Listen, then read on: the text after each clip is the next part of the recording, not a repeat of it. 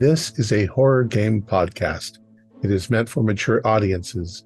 It may contain shocking revelations, violence, and sexual themes. Viewer discretion is advised.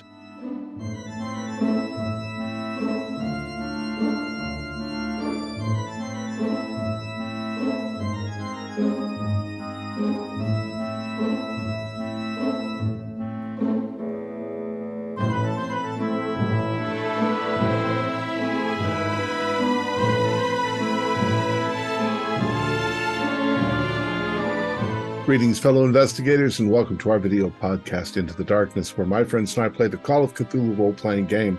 I'm your host, Thom Raley. The scenario is The Forsaken. It was written by Josh Harwood, who is also our keeper of arcane lore, and this is a long one-shot. So without any further delay, let's begin our journey into the darkness. Josh. Thank you, voice in my head. Let us begin on this journey. As you are all professors at the Miskatonic University, you received a message. The year is 1950. A former colleague, Professor Philip Bass, he was a professor of occult studies. He recently died, and he requested that the university come and assess his collection in his manor on the island of Alondo, which is just off the Spanish coast in the Mediterranean. He does warn you in his message that his business partner, Professor Charles Monroe, will not be very happy about this. But he said it's his collection, and so it's in your hands. And what you deem worthy of taking back with you, or just assessing the worth of the collection and all the works, and attend his funeral as well. You know, that was like probably your top priority, but that is at the manor. So at this point in the game, you guys are on a boat on your way over to the manor. The captain of the boat is Hugo Faulkner. So this is where you guys can introduce yourselves or talk to. You can do it however you want. You can just talk to each other and introduce yourselves that way rather than character introductions. We all know each other, though, right? Yeah, you all know each other. Yeah, So from Miskatonic. Yeah, My name is Dr. Don Gibson. I'm a professor of geology, and I hate boats. So I'm hanging over the rail. Very sickly looking. Yes, I'm in the same boat, as it were. You're supposed to not look directly at the horizon, but geez, the water is choppy. Yeah. I'm Dr. Elias Wilberforce, the professor of anthropology, and I would much rather fly, but Why is the water so rough? I don't know. The Mediterranean, it's very blue, it's very pretty, but it's rough. Maybe there's a storm somewhere. Gentlemen, the Mediterranean is such a wonderful place. I remember when I was a child in Lebanon and going out with the boats to collect octopus pots. I am Dr. Kasim Hadi of classical languages. Well, We share a few of those languages, Spanish and Greek. I'll probably be consoling Dr. Gibson with some wise words from my favorite philosopher Schopenhauer, and I'm Dr. Anthony Zand, and I'm saying to you, well, all of existence is actually suffering, Mr. Gibson. So this is just your opportunity to experience it physically rather than mentally. I would prefer not to experience suffering. Wouldn't we all, though, Mr. Gibson? Whereas I definitely did not get the note about you're not supposed to look at the horizon. So Dr. Leonard Woodward is very much feeling pain at the minute, as he is also joining Dr. Gibson in probably puking over the side of the boat, going, "Wait a minute, the horizon was over there 1 minute, and now it's over there. What the?"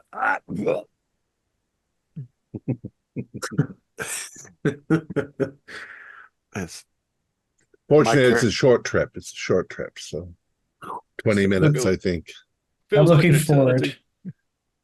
Looking forward to dry land.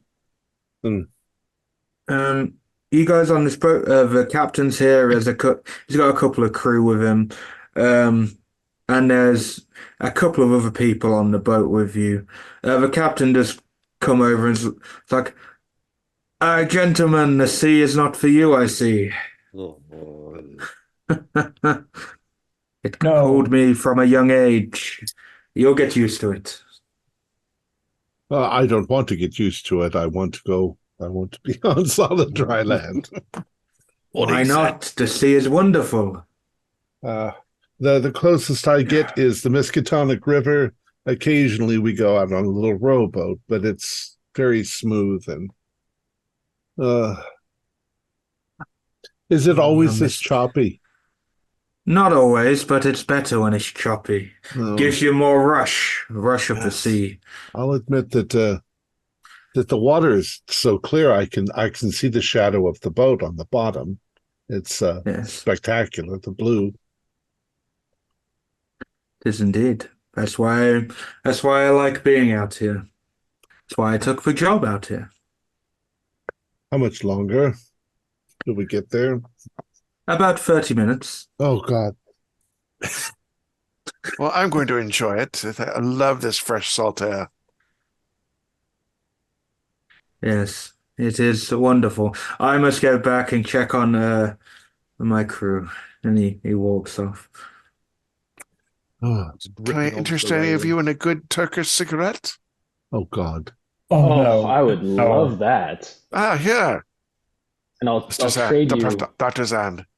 They put cloves in that, don't they? Very Many strong things smelling. they put in there. I think you, good doctor, should enjoy these. I'll trade you for some of my finest French absinthe. I am, since I'm not, I'm a Christian, that shouldn't be a problem. Wilberforce, Gibson, and Woodward, can you do me, just roll a D100 and whoever gets the lowest roll, I guess, what I want to know. I got 56. 12. Dice are on form 80. Okay, so Woodward, okay.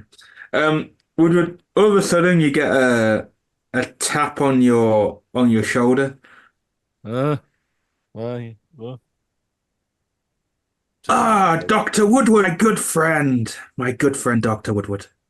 There's this mustached man. He's not got any hair, but he's got like an army jacket on, and there are medals on there. It's very he looks very professional. You can see by his attire that he is probably a colonel of some kind. And he's there and he's like, Dr. Woodward, it's good to see you, old chum. You don't recognize him. I'm just going to straight up tell you do not recognize this man. So you might be what's the word I'm looking for? You might be mistaking me for a patch of grass with this kind of green coloration here. Oh no, you're Dr. Leonard Woodward. We've known each other years, man. Have we? Sorry, that this ride is not doing my constitution any good whatsoever. Well, when we get on land, I'll get you a drink. It's been so long. Good I sir. will need something strong. Thank you, Sir Colonel, Sir. You don't remember my name? It must be the sea. It must be affecting you. Colonel Lockhurst. Lockhurst. Okay, Yes, Lockhurst. I take it that doesn't ring any bells whatsoever. Not particularly, no. Okay. Yeah, I'll definitely appreciate a very strong tea or something to help refill the gap that is currently residing in my stomach, as most of my breakfast, lunch, and dinner from the last week has gone over the side. That is fine. That's good. I will leave you be. Your friends don't look in good shape either. No, Um, No, we landlubbers. Why the hell we we couldn't take a helicopter or something over there? I don't know. we didn't think to bring Dramamine either. yes, yes. You with the cigars. Can I have one? Oh, of If you don't course. mind. It's been. Oh, they look proper. Yeah, I hand him the lighter. Thank you. I'm gonna Ah, roll Constitution with all this cigar smoke that's all of a fine. sudden. That's I'm fine. just blowing it I around. guess I passed. Yeah, everybody sees the cigar smoke. Yes. So, but he can't. The guy will just start chatting nonsense. He might not be directly talking to any of you at this point, and he eventually just walks off and starts chatting to one of the other people on this boat. Well, he knew me by name, but I have no idea who that was. We You meet would, a lot of people in our lives. Maybe a I don't former think student.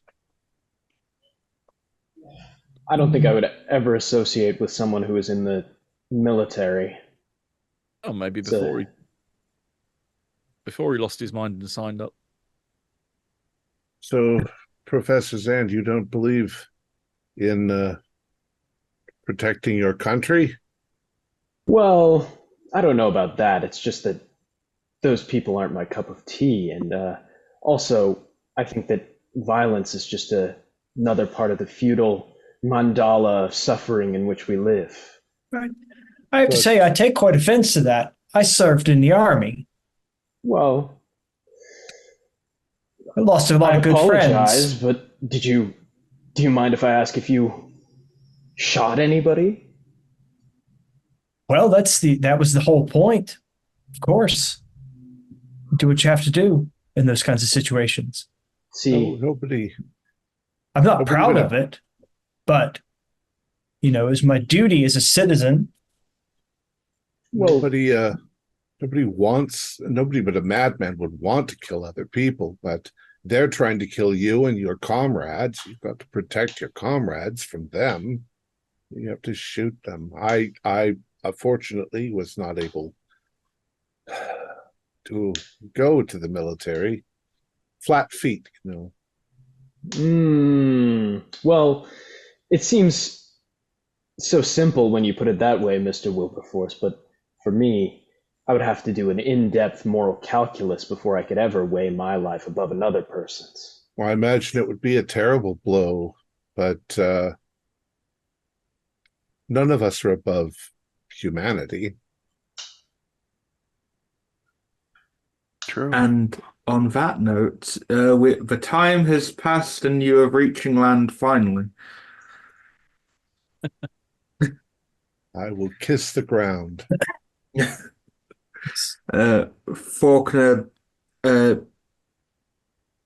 lets you get off, and he does say there's cars waiting for you in the center of the village that you are currently in port at.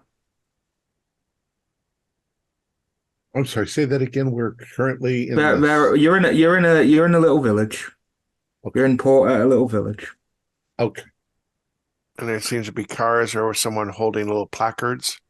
Yeah, just in the center, you can. There's probably not someone holding signs up, but you can see them. It's not a lot of the people in this village don't exactly look well off, so nice shiny cars are gonna Probably just know stick that we're out. arriving on this boat. I do believe that is our ride to this Avalon place. Let's hope they have shock absorbers on that car. Now be careful that you don't fall over when you step onto the deck. You still have your sea legs about you. I'm pretty sure I've never had them.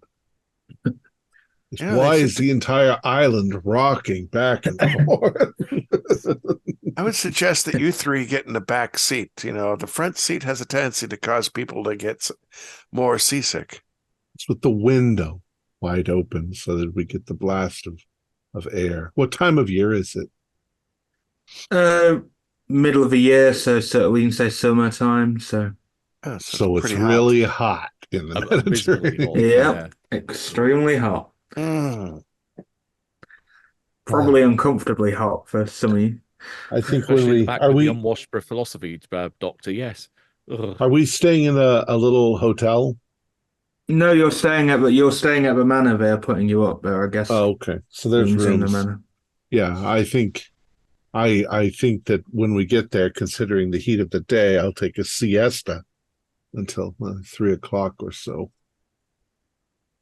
Um, Doctor Zand, as you're all getting off the boat. There's Colonel Lockhurst with you, and there's a couple of others. Faulkner's left his crew and is actually coming with you guys as well. Someone grabbed your attention, a very beautiful woman in a very nice summery dress, brushes past you with her fingers running over your shoulder and brushes past you. And she looks at you and gives you a wink. I will raise my flask to her and say, eh? She doesn't say anything back. She just does a little nod back at you. You And then know, she gets in one of the cars. I do not know how you do this, Dr. Zand, but every place we go, there seems to be these women that just fawn all over you. Dr. Cossum, it's all in the reflexes. I had to learn this. It was that aroma of raw chicken. Of course. You can all actually do me a spot hidden, but it's actually more of a smell hidden than a spot hidden. Smell chicken? Oh, I got a hard, so I've got sensitive nose. Also a hard. My one good roll of the night. The cigar scent is still in my nose. Yeah, I'm still sick. My natural musk is overpowering any other smell. So Wilberforce and Woodward, you all notice the woman who brushed it past Anne, she smells like cherry blossoms. She's got that very nice That's smell an to odd smell for. it. It is an odd Did you smell. say cherry? Cherry blossom. They're certainly not this time of year. Very It must nice. be a perfume. So she gets into her car. Speaking of weird things, where is that dodgy colonel? As you say that, he taps you on the back. Woodward, we're getting in the same car, yes? Yes. Are we? Apparently we are. There's Okay. quite a few of us already. Yes. Okay, we're in the same car. There we are. Oh no, what we will do, we're just going to walk. We're going to go to this car over here as he points to the car. He's very direct with you. It's like, that car we're going in. You're coming with me. Okay, I'm going with you. Apparently, you'll have to remind me where we've met because my memory has been shaken up like a maraca in that boat. So yeah, you'll have to fill me in on where it is we met. Yes, I'll let you in when we're in the car and we're on our way to the manor. I'll tell you all about it. Leonard, are you sure? Well, we're all going to the same place. It seems. Let's hope so. Do you still have your wallet? Oh, I'll tap myself down very quickly and hope that it didn't go overboard. You have your wallet. I'm Phew. hoping that it wasn't snagged and then somebody's trying to lead you into a trap.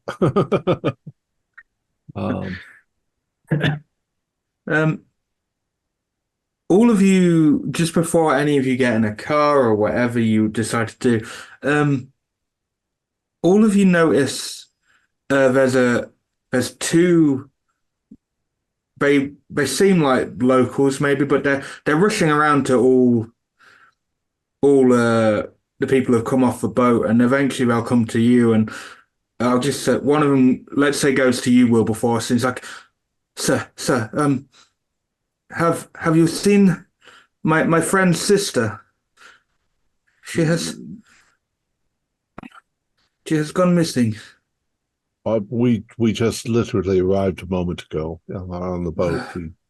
We haven't seen anyone. Are, are, are you here to stay? Uh, Temporarily. You go up to Big Manor. How do you know where we're going? That's the only reason EU type of people come to this island. Yes. We did see a woman a few moments ago getting into a car. A rather beautiful woman. No. That's not his sister or his girlfriend. That is not them. They have been. Well, I'm afraid we can't help you then. Well, if you see anything, we are trying to get her. We're trying to get around.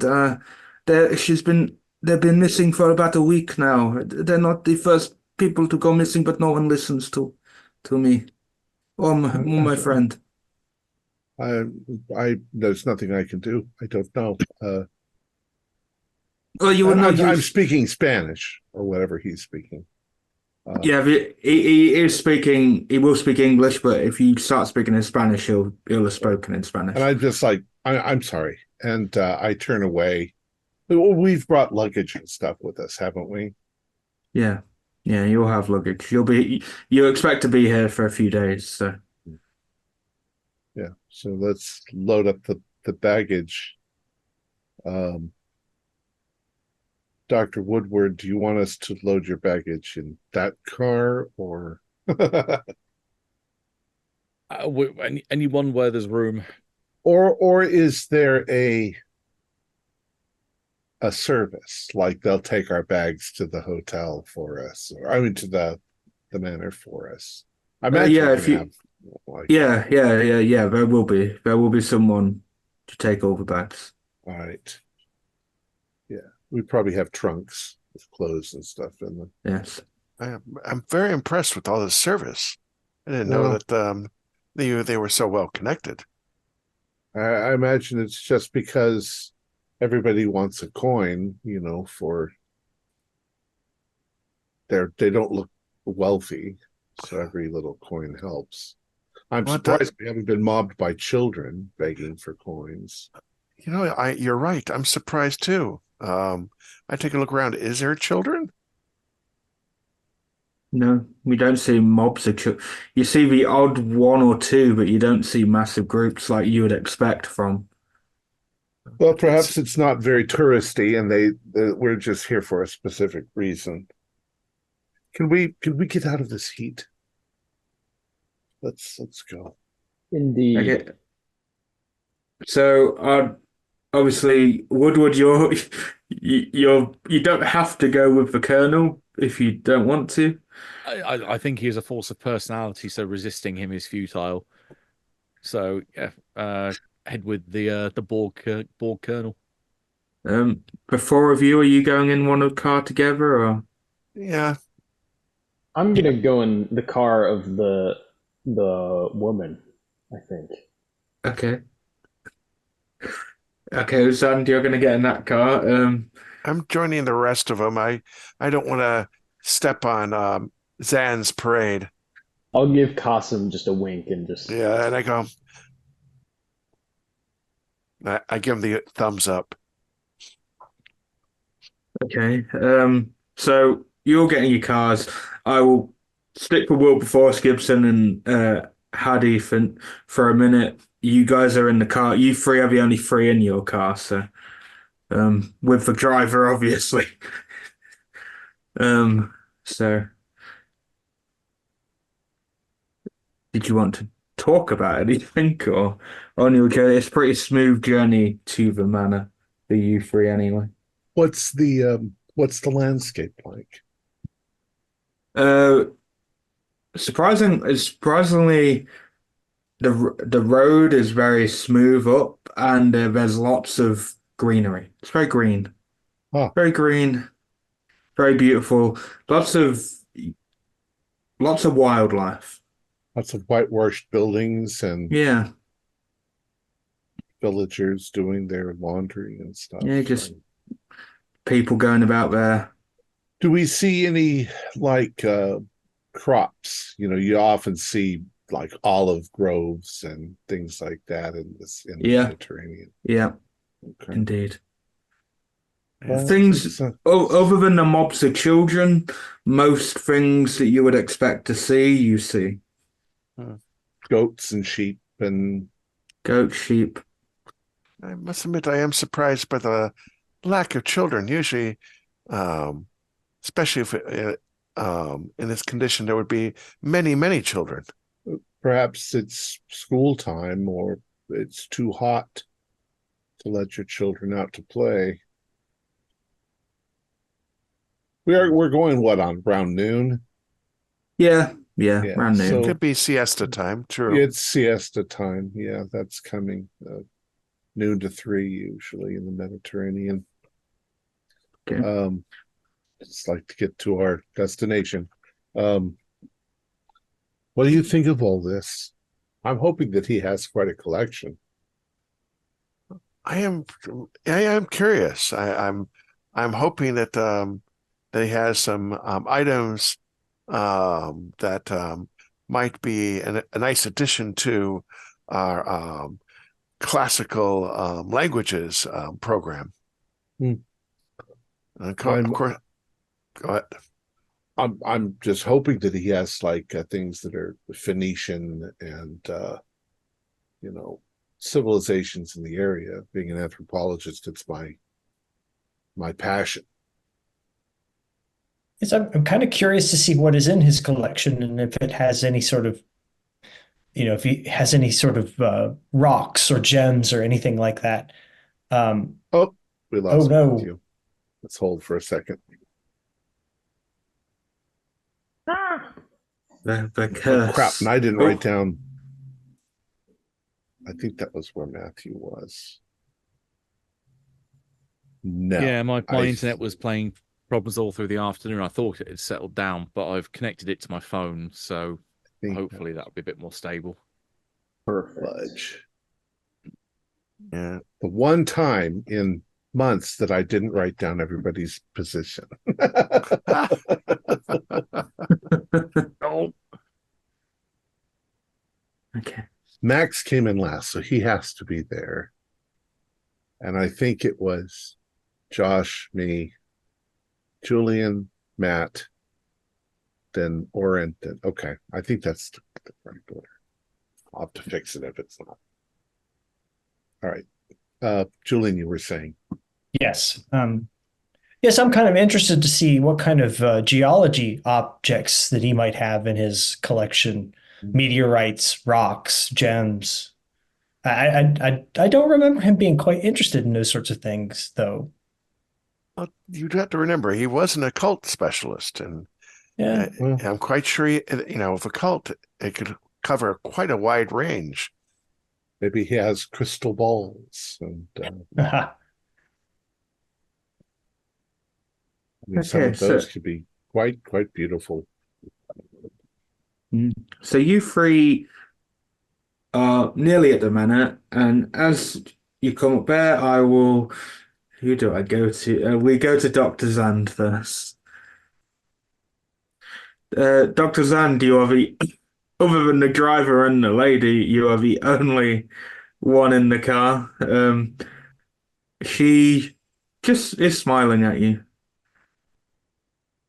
I will return the smile and say, "Oh, I'm so glad I ended up in this car with you, my dear young lady. Could I have the pleasure of knowing your name?" The pleasure of knowing my name. Are you worth it, dear sir?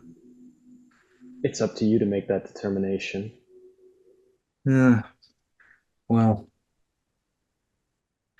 Many have tried to court me. Are you just another trying to dig into a pot? Oh, you're tempting me. I think you're attempting to tease me. Hmm.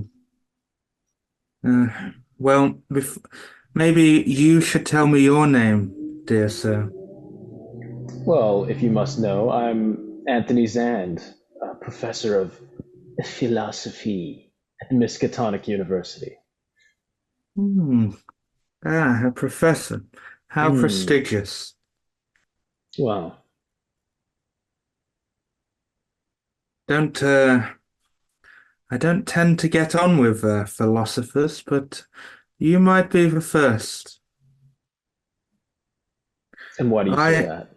well, you know, she just gives you a wink and she then goes to introduce herself.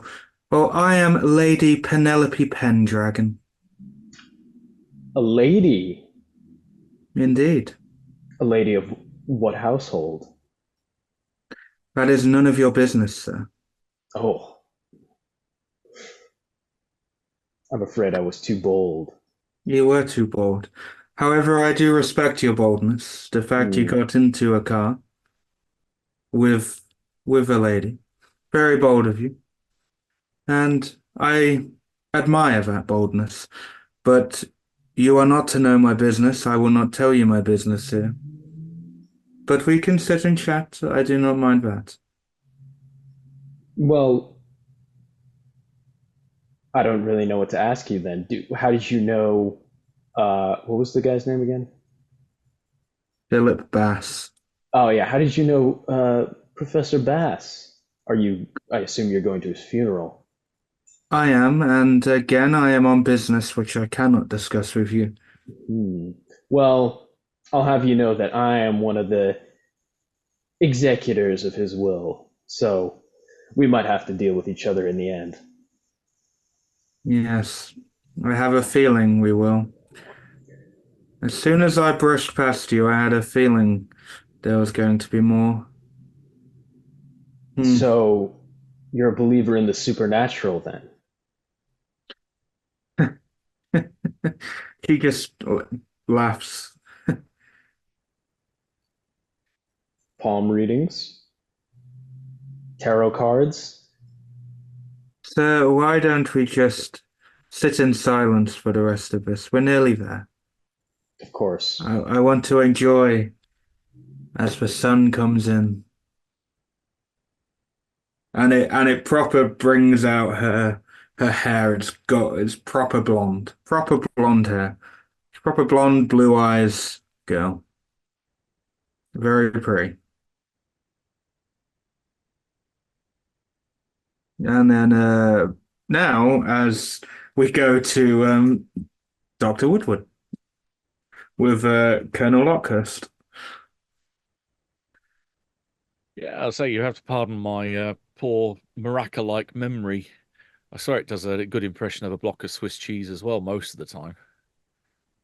Oh, it gets the best of us. And after what you witnessed, I should have known that you might be a bit hazy on the memory. Again, you'll have to enlighten me. Oh, it really affected you that badly. Our time in the war, that's how we know each other. That must have been one heck of an experience to blot out something like that. Yes, we were in training camp together and we worked our way through. You were medically discharged because you had a you had a severe trauma. Trauma, sorry. During basic training. No, after. You made it out of basic training. I'm We're out there assuming on that the battlefield together. I'm assuming this is completely going over my head. Completely Um, going over your head. Although, just in case it's not someone trying to scam me or something, can I go for a reality check? Yeah. Let's see, so 60 on SAN, 54. So I do pass under my SAN. Yeah. No, This guy definitely seems like what he's saying is the truth. He believes it anyway. This is Okay. definitely not.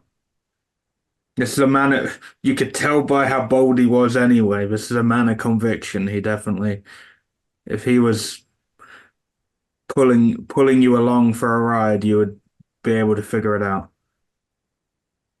Okay, so right, say riding on, say that if what he's saying is plausible, what was I doing during the war? You were on the front lines with me, Woodward. No, I was We were more there. asking the voice in my head. Yeah, So yeah. what do I The remember? voice. Uh, Yeah. as far from what you remember, you were still at the university. You were holding down those lines. They didn't draft you. Okay, so and as far as I remember, that was just regular, God, the constant churn of academia. Yeah, just a constant Sort of churn. thing. You don't really your day was you, you were just doing a lot of paperwork more than anything. You didn't end up doing a lot of lectures during the time, so All a that lot of that all just mind-numbing blends fun. into one for you. Yeah, that mind-numbing fun of paperwork. Yeah. Yes. Okay, And then so you've got this man telling you fought on the front lines. where did we serve? Where did we serve? We stormed the beaches, my friend. Which beaches? There's lots of beaches, especially around here. Normandy. We were there.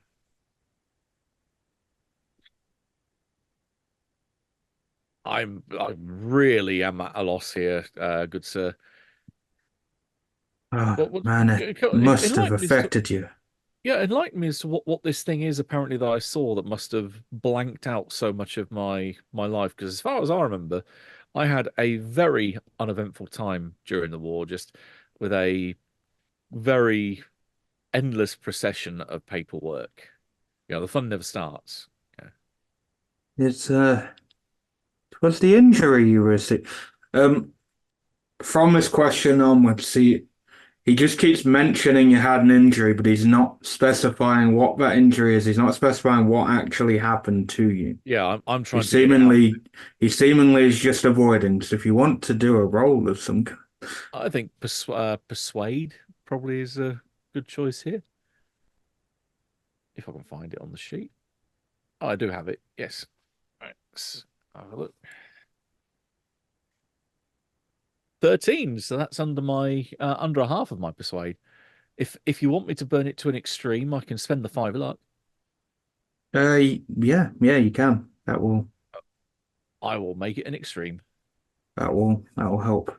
Um, so this is more not for you trying to persuade him. You get him talking, he's saying the same things, but this with that extreme, you notice that he when he goes to think about what happened to you, it's almost like he stops and just it's like his whole body just stops for a brief second or two, and then he goes back to saying that you received an injury, blah blah blah. We fought on the He has the equivalent of a psychological blue screen of death error come across his yeah, face. Yeah. and you know what? You could do me a sanity roll for all this. Okay. 50. Yes, that's a pass. Okay, just take one because I think anyone would be a little bit weirded out by someone telling them they were with them somewhere where you know you weren't or where you I think you weren't. and I'm definitely going to, as soon as we get to this hotel or whatever it is, find the bathroom and give myself a good thorough looking over to see if I can see any injuries or scars. Okay. And on that note, all of you sort of arrive in like a convoy at the manor. It's a large manor, and you go around this waterfall in the middle of a not waterfall, a fountain, this giant fountain, and the centerpiece of the fountain is a giant dragon. It's very beautiful. It's all proper old English style manor house. Well, I think, Doctor, your observation earlier about the Arthurian legends uh, does seem to have an influence on the architecture and overall design of this place. Definitely not Spanish, definitely not Mediterranean. Definitely not Moorish.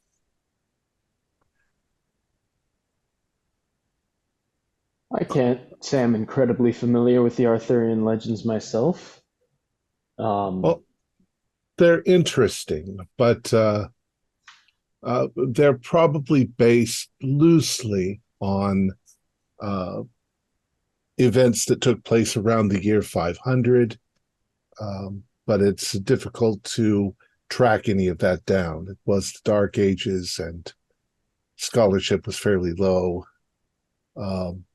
In my looking at it, it seemed like possibly Byzantine or Greek or Roman general Arturos might have come into the area attempting to bring law and order into an area that was ruled by small despots. And that became the legend eventually with, I forget who wrote Le Morte d'Arthur. Thomas Mallory. Yeah, Thomas Mallory added a lot of folklore and everything into it. Well, the dragon is interesting because the young lady I was talking to in the car was named Pendragon. Pendragon, which was Arthur's last name. Uther, Arthur.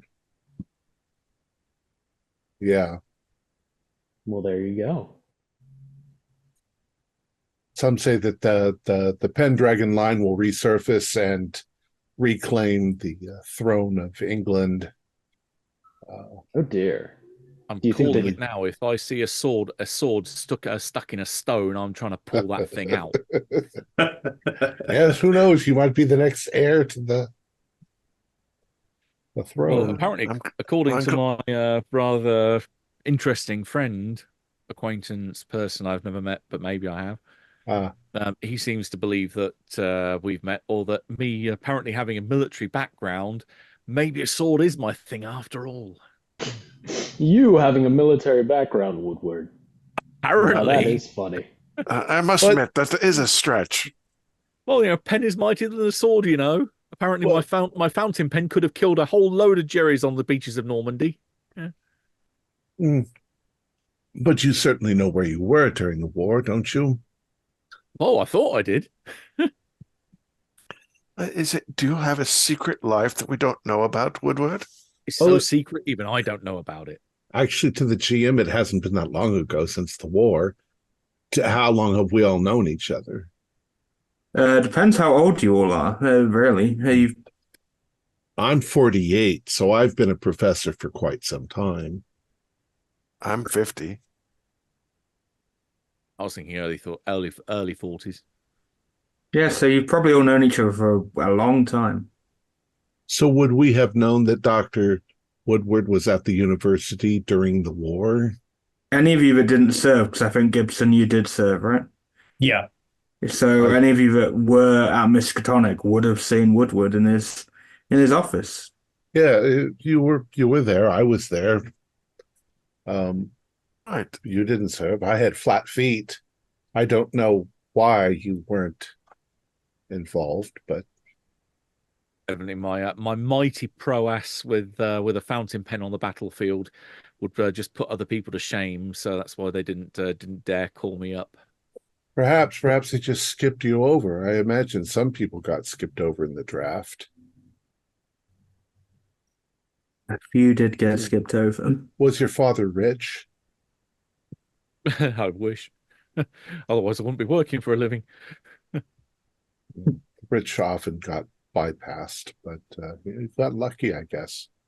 As you guys are having this chat, all of a sudden, the doors at the manor come open, and this very flamboyantly dressed man comes down towards you guys and is like, "Hello, you must be the guests. I am Alvaro. I am the head butler here. Please follow me."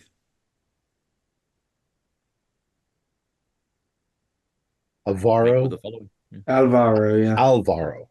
Alvaro. Yes. Come, join. It's Follow me. At least it's probably a little cooler inside. Oh, yes, very, very cool. Very cool. Let's see if I was told to guess. I have a good knack of knowing who is who. He points to you. You know what? We're going to leave this to some. Okay. Points to you, Dr. Gibson, and goes, "You must be Dr. Woodward." And he points to Dr. Woodward and goes, "You must be Dr. Gibson." And then he looks at you, Wilberforce, and goes, "Dr. Wilberforce." That's correct. Yes. 1 out of 3. And then he looks at Dr. Haddy and points to Dr. Haddy. And then that must leave you, the young-looking one, Dr. Zand. Now that you got right. So three out of 2. 3 out of 2, 3 out of 5. I cannot math. So my English is not perfecto. Well, fortunately for you, none of us are mathematicians. Well, follow me. All your luggage is already in your rooms.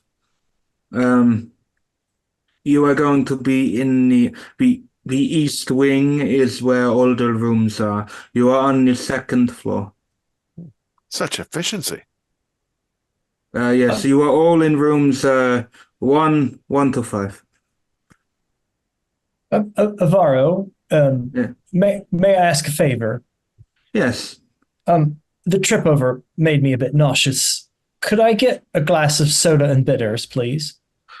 Yes, and he snaps his fingers. A young chap comes along.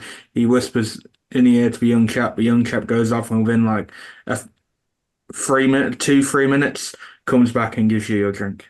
Oh, wow. Thank you. Thank you very much.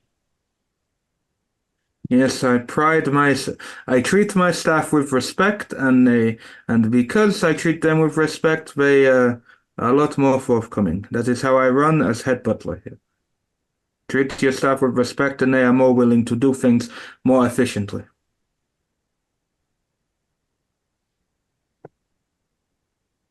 Yes. I will get someone to show you to all your rooms. Yes, please. All of your rooms have a bell. If you ring that bell, someone will come to there, and they can take room service orders for any food if you want it in there, or just orders for your evening meal. We have menu. Really? We don't just serve everyone the same thing. We give you all a choice. Quite excellent. And you don't need to worry about payment. It's all part of the deal. Well, I could get used to this. Yes, it'd be very nice to get cleaned up out of these dirty clothes. We have hot and cold running water. Yes. Very good. This is Yes, all please. for your comfort. Everything here. You've got your own in your rooms, own private bathroom. Yes, proper Yes. efficient here. Wonderful. Where will the young lady be staying? Well, Dr. Zand, I cannot tell you that. But what I can do is he snaps his fingers. Lola, Lucia, show Dr. Zand to his room. The very beautiful Spanish ladies appear and go to guide you to your room. Well, that'll do. Spoiled for choice. I just look over at Woodward and see, once again. I don't know. Fate just it plays with the loaded dice. I swear. Yeah. I swear, Allah looks upon him with brightness. Looks upon him with something. And the rest of you, Manuel and Raphael will take you to your rooms, and yes, and I will see you shortly. I will come and personally take your evening meal orders for this evening personally. In about an hour, I will come along to your rooms. Don't you? We don't care. You can go into some places don't like people to go into each other's rooms. You are free to do whatever you want. Within reason. Don't go trashing the place. No, of course. Why? We trashed the place. I'll go over to the nearest painting and pull it down. Go. There goes my plan of desecrating all the furniture over here. So my intention is to go up, clean myself off, maybe with a quick shower, take a 2-hour nap, siesta, and then I'll get up probably before anybody else does, if they're going to do the same thing. And then I'll wander about. I want to see if I can find the collection and take a look before, things get going. Okay. During all that, you might have been awoken during your little siesta, just to take so that Alvaro could take your order. There was all sorts on the menu, just from pasta dishes to lobster to basically anything you could think of, really. They would do it for you. I am from New England, so I'll go for the seafood, the lobster. Yes. Sounds good. So yeah, whatever you guys want, basically they will make for you. This is like being in a wonderful luxury hotel. It's all free. And yeah, so after 2 hours, you're gonna go wandering around Wilberforce. What about the rest of you? What are your plans if Wilberforce is having a little siesta and then go and walk about? What the rest of you do? As I mentioned, I'm heading to the bar when I'm in my room, heading to the bathroom. If we've got, have we got our own bathrooms, or are they? Yep, you've all got your own. I'm gonna get in there, strip off, and start looking for any scars or evidence of any kind of medical problem. That if I was in some kind of battle, I'm guessing I've got some physical signs to show of it. Do me a spot hidden. No, he's evidently it's so well hidden. It's probably somewhere up a deep and dark crack somewhere. Okay. But yeah, 86 is not going to show me there. Okay. You get very frustrated and you end up looking in the mirror. Can you do me a power roll for me? Oh, okay. But it's more not that you end up looking in the mirror. It's just the mirror is there. So. Well, yeah, I'm kind of using that to look at the back of me. 11. So yes, that's a extreme on my pal. Okay. So you're you're probably frustrated that you can't see anything, and I assume would it be getting to Woodward that he's been told all of this and he's not? Well, mainly I'm thinking that I need another mirror so I can use that mirror, bounce it off this one, and then finally get a good view of my rear down here to find where. Yeah, he's more frustrated at not being able to see everywhere that I want to see, that if there is something hidden there. So, in the mirror, when you have a quick glance, when you look back face on with it, you notice there's a bit of blood dripping down your eye, from your eye. Okay, tissue, start dabbing. There's nothing on the tissue. Look back. And then when you did that, the reflection didn't mirror it. So you had blood going down, and you went to dab it with a tissue, and your hand was not there. The tissue was not there. Look back at my hand. Look back at the mirror. It's back to normal. I will look at the mirror, kind of raising an eyebrow, and say, "Come here often." Obviously, the mirror has mirrored your action. It's not spoken back to you, obviously, because I think that would I trigger you a bit more. I need something stronger than tea. Ugh. So, I won't, you won't lose sanity but yeah, you're probably just a bit shaken, if anything, because it was one of your Saying brief. yeah, something stronger than tea. Please ring the bell. Bring it Bring here the, now. they bring you whatever you want. The strongest thing they have, they bring to you. And when you taste it, you're like, this was probably really expensive. Luckily, I don't have to pay for it. Um, okay, so Dr. Gibson, what were you doing, Sharon? My plan was to go to my room and sort of rest for about an hour, and hopefully by then I would feel a bit better.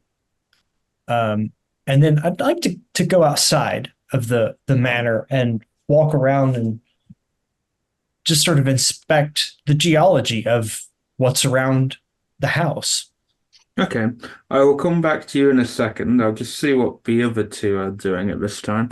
So, Dr. Haddy, what were your plans on this Well, I think I couple would hours? unpack and properly hang and put everything away. Take a quick shower and properly dress up. And then after doing that, sorry I didn't get sick during the voyage. I feel like I would like to, if there's a little veranda or something, go out there, maybe have some hot mint tea and enjoy another Turkish cigarette. Okay, okay. I will I will come back to you as well. Dr. Zand, what have you done? The two women who have dropped you off, um, they probably gave you a little caress as they left, but they didn't stay with you. Oh, I think I will go out and join Dr. Hadi. Okay, that's fine. Right. So I'll come back to you two in a minute. I will go back to Gibson. Gibson, you are out. You can do me a roll, and that you can do your. I think I gave you a geography roll, or you can do a natural world roll. Okay. That is 31. That's a regular on, yeah, that's a regular on geology. Okay. Um. So yeah, you everything is it's all beautiful. Everything's pristine. Um. The ground is The ground is exactly what you'd expect. You're probably one of those who probably even gets a bit of the soil, a bit of the soil, and has a little look, and just Yeah, part of your profession. I from a distance I probably look very odd as I'm digging little holes in the ground and um, checking out rocks that are in the driveway and um, Yeah, everything seems normal for what you'd expect of the area. Um, y- but when you say you go around to the back, there's a hedge maze at the back of the. None of you have been round the back. Well, actually, Hardy, and Zand, you'll see it. You'll also see the hedge. You'll probably actually see Gibson at this point, just being weird, being weird on the ground. Um, but yeah, there's a hedge maze, and that's when you notice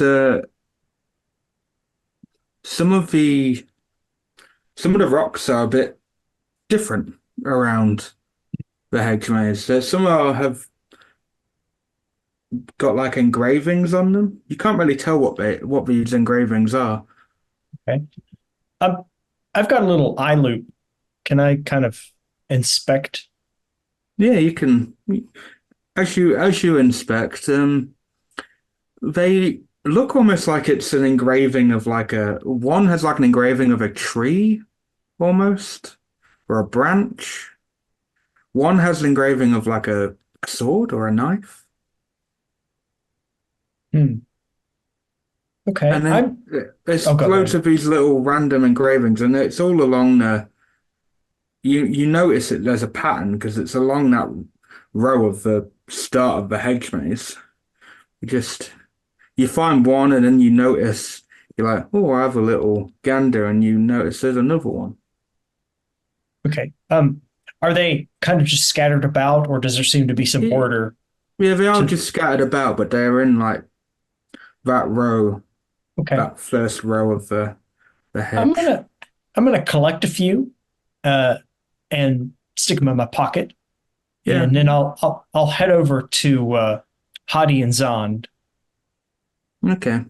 Yeah, that'd probably correlate with when those two are settling down Yeah. anyway. So And we could just. can I make a determination about what kind of rock it is, or is that important? It's not really important because they're all just different types. They're all different Okay. types of rock, and the rocks themselves are things you'd expect, Okay. are types of rock you'd expect in the area. It's just Okay. the stuff that's on the rock you would not expect. Yeah. And all three of you are together. There we go. I see you were studying the rocks down there. Yes, Find anything interesting? I did. I'll pull out my handful of rocks and I'll show them the engravings on them. And I say, this is obviously not natural. The stones appear to be uh, local, but there's several of these all around the hedge maze over there. Have you ever seen anything like this? Do I keeper? Do I Um, a you could do reference? me. You could do me a history roll or something like All that. right. Something along those lines. Could I perhaps appraise Nope. them? You could, yeah, you could do an appraise at a stretch.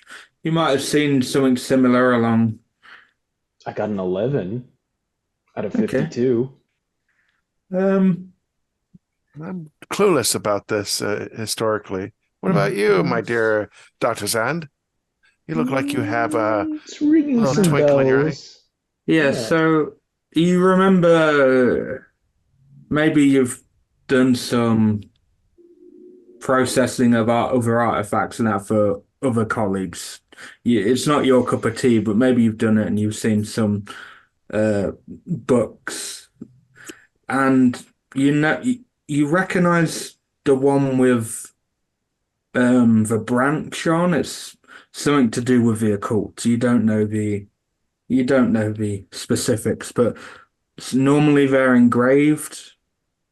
Obviously, they're not natural. That's about the gist of what you would know. Oh, yes, I've seen something of this sort. Some sort of, occult symbol kind of thing. It's like a ritual stone. Maybe Oh, a interesting. Well, you do. protective seal or something like that. Well, Dr. Bass his interest was in occult, and that is a maze down there. Do you think he might have had some type of, that they were little clues to either get yourself out of the maze or maybe a mystery within the maze? There's an idea. That sounds quite entertaining. Although, do we have an archaeologist with us? Let's see. No. No, I don't believe so. Yeah, and not an Well, occultist. Well, I do I believe have we have an anthropologist with us, don't we?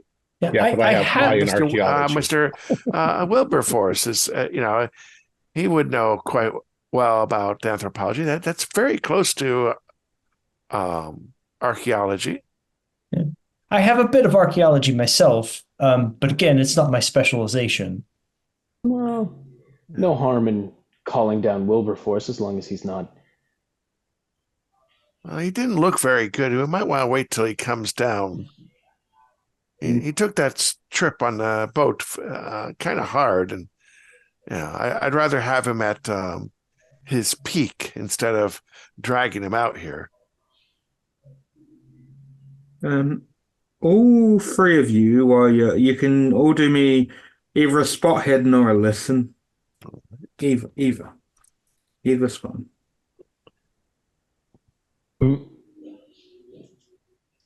I'm studying my rocks. Yeah, I did not see anything. Well, I went with the harder of the two. I went with the listen, and I did barely pass. Okay. Just uh, probably just round the corner. You're not sure if it's inside because everything's sort of open, and or just outside. You hear a very posh female voice, and maybe a Russian voice. They're like arguing, Both female or really. male and female? Male and female. There's a posh female and a Russian male. Mm, You think it's Russian yes. from the accent. You can't really tell because you don't No. know it could be a bit far. Zand, I do believe your friend is I can hear her voice. Or you- Oh dear. I do believe she's arguing with a Russian. If she's in an argument, then I would, of course, have to rise to her defense. I know Russian quite well, and that includes the swears. So Oh, quite excellent. I will. May I accompany you? I would love to be entertained. Oh, of course, the more backup, the better. Oh, excellent. Gibson, why are you just so studying your rocks? Yeah, I'm not gonna get involved in other people's arguments. I'm gonna kind of hang out here with my rocks. Oh, Gibson, but you're the only one of us with combat training. Are you worried? Of course not. Of course not. We'll have a completely rational Socratic dialogue. Well, I'm sure. I'm sure. Good luck to you. Okay, Gibson, I just want to remind that obviously only some of those stones have a branch on them. Some, as I said, are like a sword and other symbols. They're not all just the branches. Okay. So before I go to the argument, Woodward, what was your next step? I can't. Once I've got myself sorted and redressed and well cleaned up, I might as well take that opportunity to do that as well. Probably have a look around. Okay. Well, to get you back with somebody, we could say that you and Wilberforce kind of at the same time join maybe me outside your room, but I will come back to you two in just a second. I will go to the argument first. So Hattie and Zand, you go around the corner and you see, well, Lady Pendragon, and then a man. He's dressed in very old Russian army attire. It's not World War II, and it's not even World War One. It's older than that. Like Napoleonic? Yeah, you could probably say around that era. It's very, very old, and it doesn't look old. His attire, and he's just shouting, "You stupid woman!" They seemingly are. The closer you get, the more you are noticing They are talking in Russian. Um, Uh-oh. and even she's talking back in Russian, and he's just like, you stupid woman, why are you here? You should not be here. It is not safe for you. You need to go away." And then I she's speak just Russian, like, so can I? "No, yeah, you can, yeah, you'll understand." Okay, I will go up to them with Dr. Hadi and say, "Is something the matter here?" It's none of your business, boy. I think I'm making it my business if you're going to be bothering this poor young lady. She switches back to English. He's not bothering me, Dr. Zand. This is my business. Please leave me alone and take your colleague with you. And it's like, and then he's like, yes, listen to the woman. He obviously in Russian. You stupid little boy. How incredibly impertinent of you. Suka bliat. You. He's looking invisibly. You want to go? This fist has seen a lot more than just your little face. Is And that I don't mind so? adding your face to my fist, little Is boy. that so? Well, I can't say I'm incredibly intimidated by you, sir. Oh, you're not intimidated by me, and he walks up to you. You look like you haven't fought since 1821. Okay, he's actually gonna go grab for your throat. Okay, I'm gonna uh let me look for my stats. Oh dear. Well, I'll dodge. I'll dodge. Okay. Oh, successful dodge, regular success. Well, I got a hard success on Well, my. there you go. That's the way the cookie crumbles. So he grabs you by the throat and says, "Boy, I don't have time for this." And he points to you, Haddy, and it's like, hmm? Yeah. He don't understand what he's saying, but Zand, is telling Hardy to take you with him, and he just kind of throws you towards Hardy. Ah, yeah, Now you go. bastard. This is And the he last you'll see of me. spits on the ground. Well, now. Stupid. Now, What? he spit at him or spit at both of us? He just spits on the ground. He doesn't spit directly towards you, he just spits on the ground.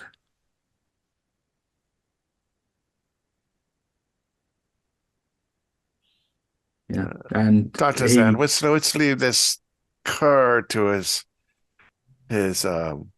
devices. The lady said that she could take care of herself, and I'm quite sure if she needs help, she will ask for it.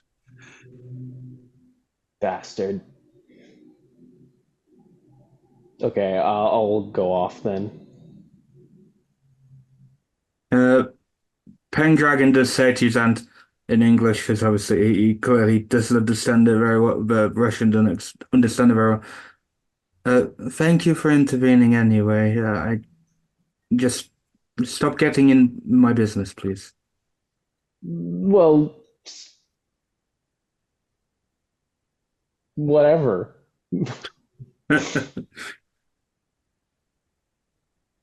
And yeah, she and the Russian end up walking a bit further along. They are still arguing. They go back to arguing about whatever they were arguing about. Dr. Hadi, did you know that there would be a madhouse along with us on this damn trip? I thought it was just going to be us. Ah, that's what I thought, but it seems to be that it almost seems like what is that English book? Like Alice in Wonderland. Mm, All types of indeed. crazy that we have. I must admit, I haven't seen an outfit like that since uh, the old Turkish Empire. Well, takes all kinds. Yep. So, It's definitely not as Bolshevik. no, what are you two doing? Are you going back towards where you were? I assume Yes. Gibson, you're probably still there, looking at your rocks.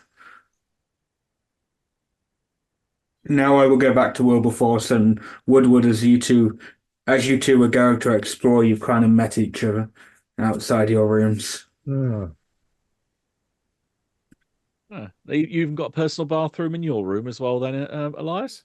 it's a very nice one. Um, I was a little worried that they were going to be the Turkish toilets, but it's a modern French toilet, quite comfortable. How did you sleep? Did you take a nap? No, I haven't had a chance to nap No. yet. I cleaned up. I took a little rest. I feel much, much better now. And it's cool in the house. And I look out the window and I'm like, oh, The others seem to be outside. Is that a hedge maze? Oh, that's weird for around here. I would have thought that's got to be lots of irrigation and It's trying to keep that hydrated through this kind of but environment. pretty British. The whole, around a This whole thing castle. just a little slice of England in the middle of what I presume is a Spanish island. Yeah, I mean everybody was speaking Spanish, so Castilian. So it was kind of lovely to hear.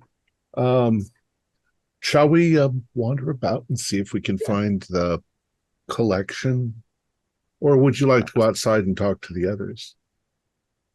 See what the others have found, and then we can all wander together to see if we can find where the collection is, rather than divide and conquer.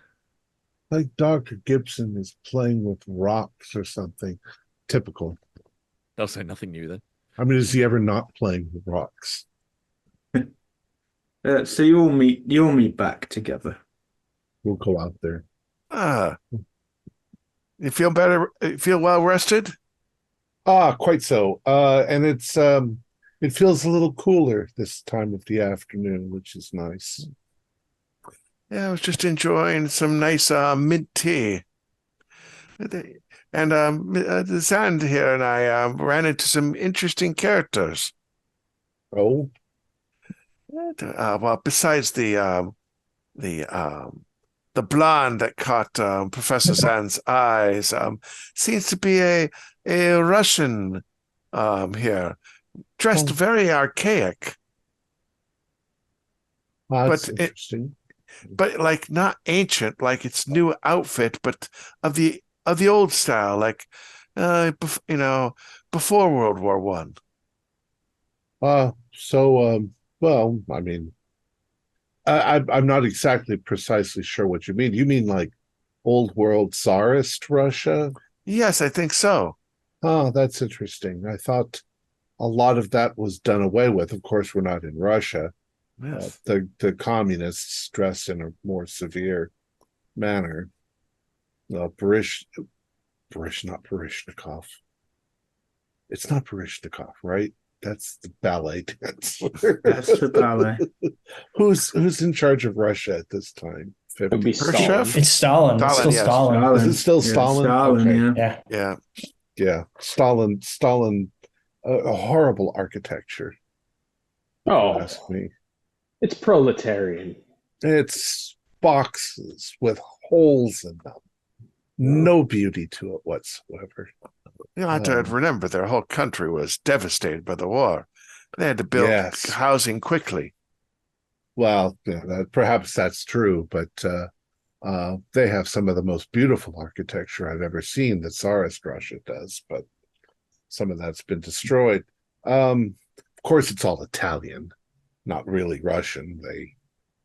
Peter the Great brought in all of the Italian architects to redesign their country. Dr. Gibson, what have you discovered there? Oh, well, I've discovered these very interesting rocks, and I'll hand them over to you. They have very interesting engravings on them. Trees, branches, swords. I found them over near the entrance to the maze. The rocks themselves are not very interesting because they're local, but do the engravings do they mean any kind of symbology or anything that you're aware of? I rolled an 05 on my occult, Okay. which is actually an extreme. Okay. Well, the branches you definitely know are some form of protection. Some sort of protection. I mean, Bass was an occultist, wasn't he? Yes, he was. So, i.e., superstitious. Some sort of protection. The sword represents it's like how it is. It's like a a rune for power, for Yeah. making someone stronger. So some sort of protection ward. But then again, he probably has a crystal ball that he can see into. I'm not. I've studied the occult, of course, Miskatonic. That's great, great library full of things, but most of it is just mythology and nonsense. Well, you have to be on the good side of his name, the crotchety librarian.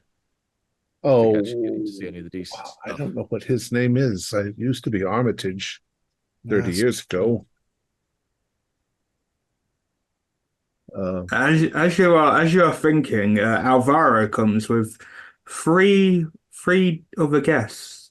It's like, gentlemen, would you mind just to seeing these guests for a little bit? I will come back from. I just need to go run do some errands. I hope one of you speaks Chinese or Indian, that kind of. I do speak Chinese, yes. I have a little bit of Chinese. This is Zhang Chen.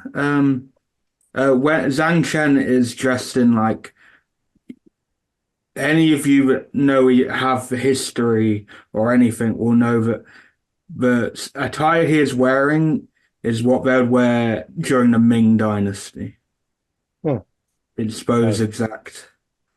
I didn't know it was a costume party, but and then you've got two others.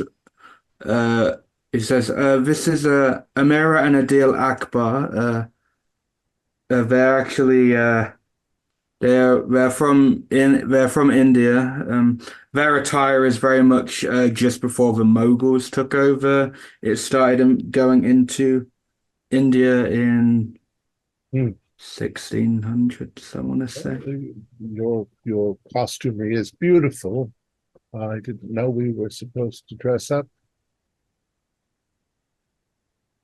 Costumes? No, this isn't a costume. Oh, I don't mean like a costume. I just mean in general. Yes, sir. The way that you're dressed, it's quite beautiful. That was Alvaro speaking. It was just like because he was a bit. It's like he's trying to be a bit more respectful. He doesn't know because he doesn't know their culture. He's like, I'll be back in 5 minutes, and he wanders off.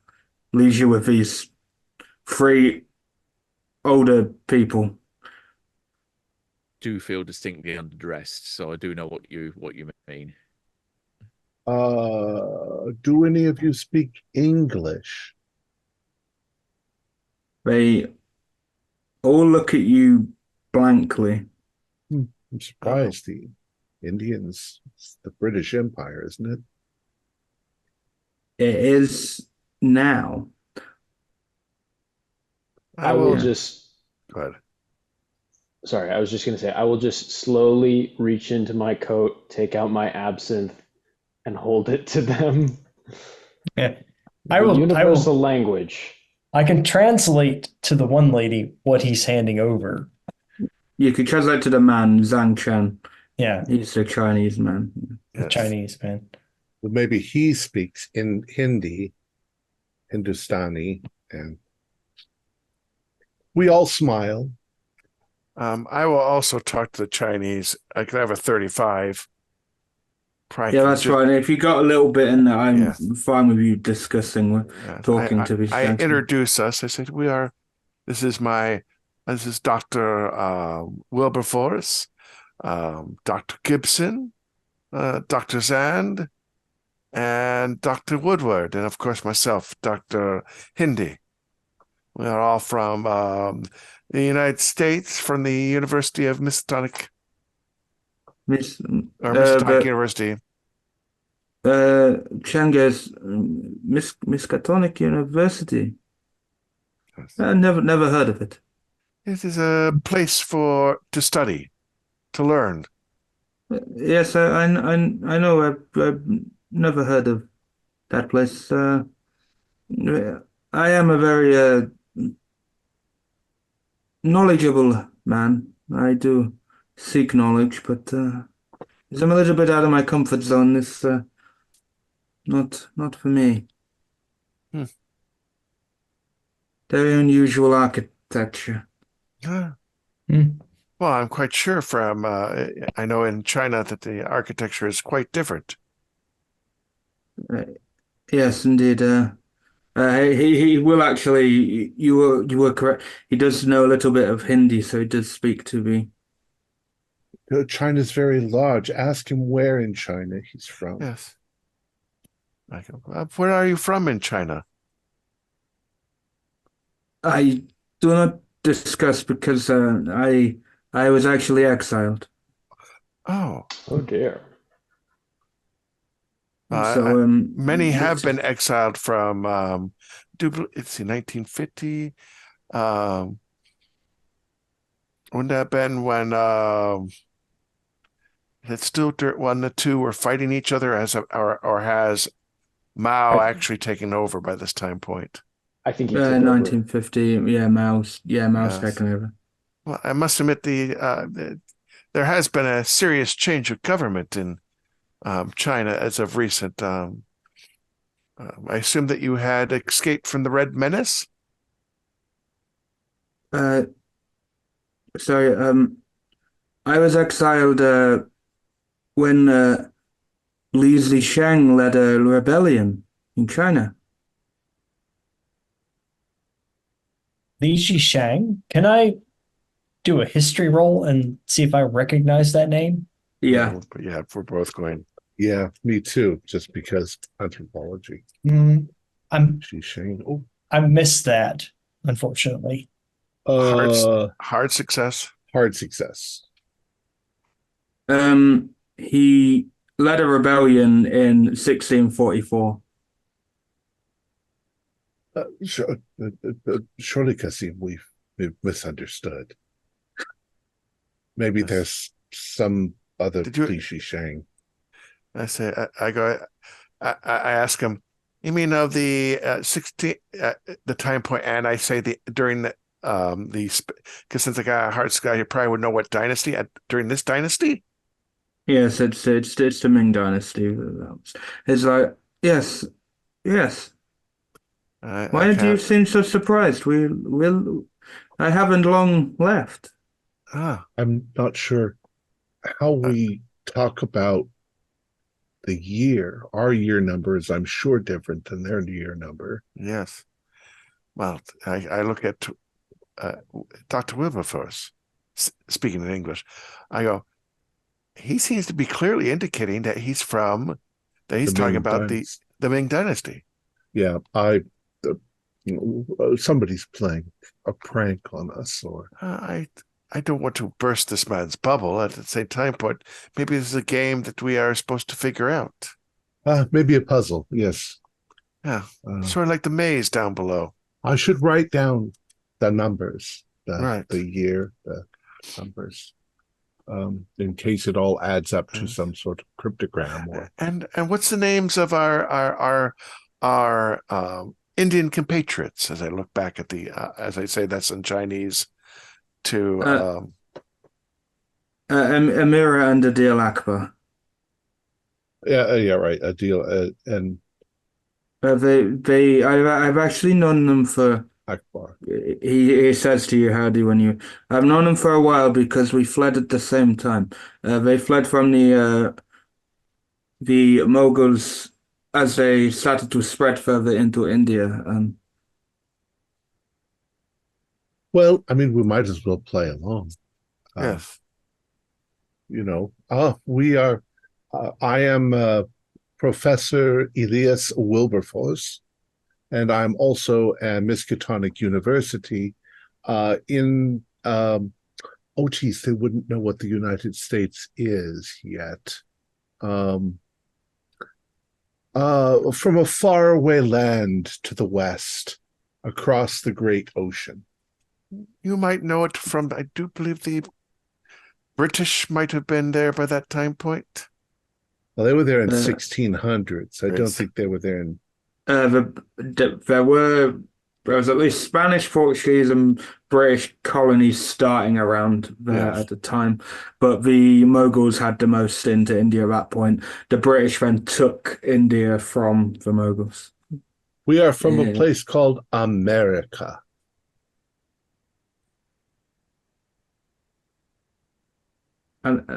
America? That is the name of where we are from. Sure, You've probably never heard of it. You go from China to Japan and then go a little further. There you go. They look a bit confused, and then all of a sudden Alvaro comes back and says, "Sorry, I left yours a bit longer. I must take them to where they need to be. I do apologize." I believe they would know it as Nippon.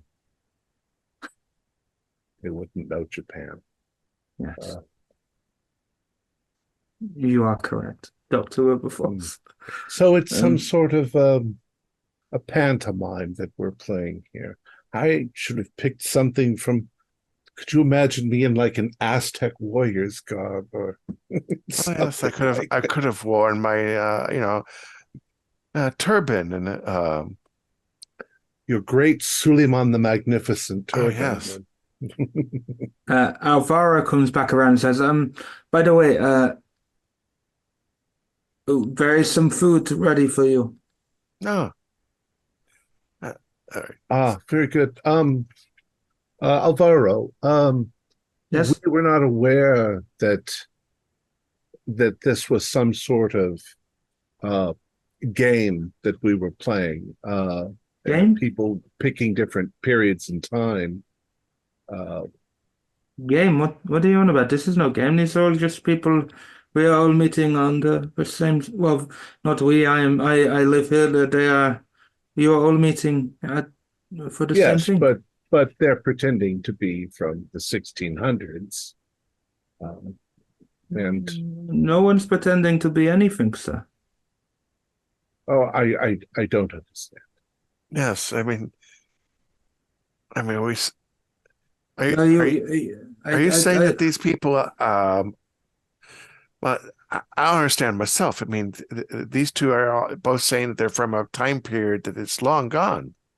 I must not be understand. I must not be understanding what you guys are saying properly. I do apologize. We are all here. Everyone is here for Professor Bass's funeral. Wow. So are these individuals that just left, Yes. are they do they have a friendship with Philip? Everyone here has everyone here is here for a reason. They're here because they know Philip Bass.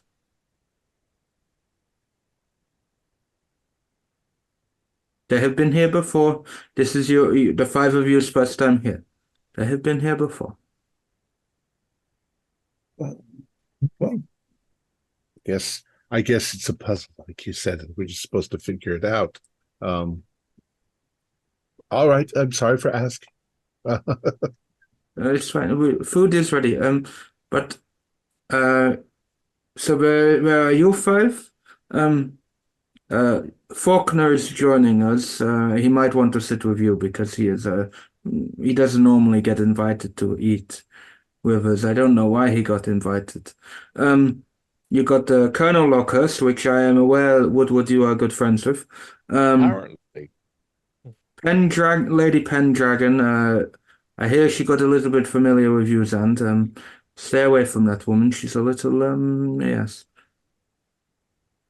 Then you've just met Amira and Adil, Akbal and Zhang Chen.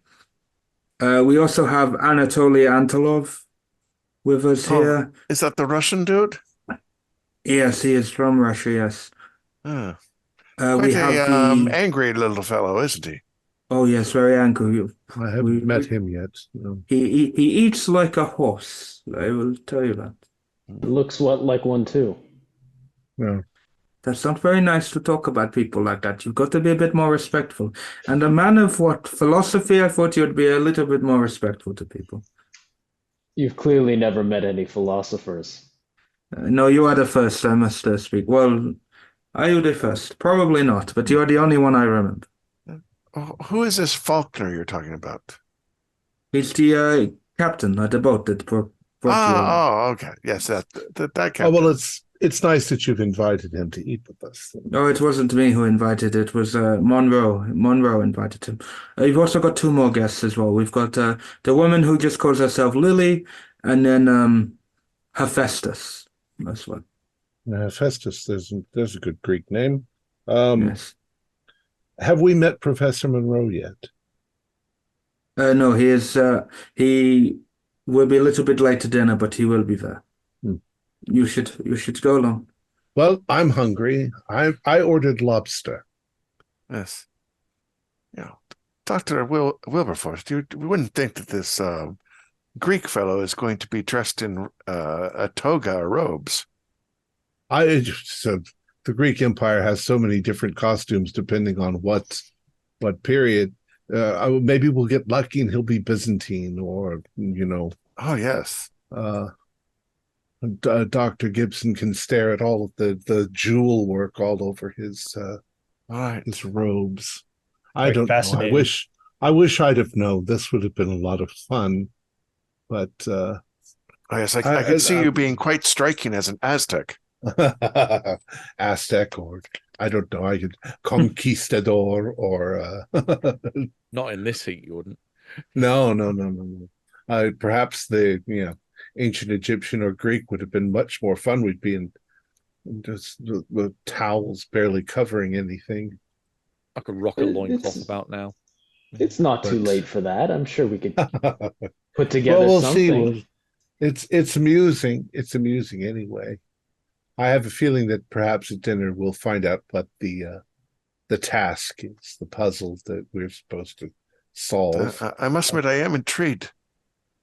Of course, we must also bear in mind that Dr. Bass warned us that Monroe is not looking forward to our perusing the collection.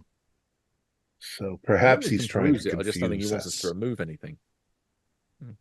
Yeah. Well, you have to remember that they were close, and he probably considers even anything dealing with those artifacts is like a removal of his good friend. Hmm. So you guys go on to dinner. You're all sat around the table, and anyone who hasn't seen Anatoly yet will now see Anatoly. And there's two guests that you haven't seen, Lily and Hephaestus. Hephaestus is dressed in a toga. He is in a toga. Called it. Mm-hmm. And Lily is dressed in an outfit you are not familiar with. It doesn't. It looks more modern, but not out of game. It look very modern clothing. In game clothing, you would be like, that's a bit strange. Ah, she must be a fan of Buddhism. She has a Nirvana shirt. I must admit that her outfit is quite risque.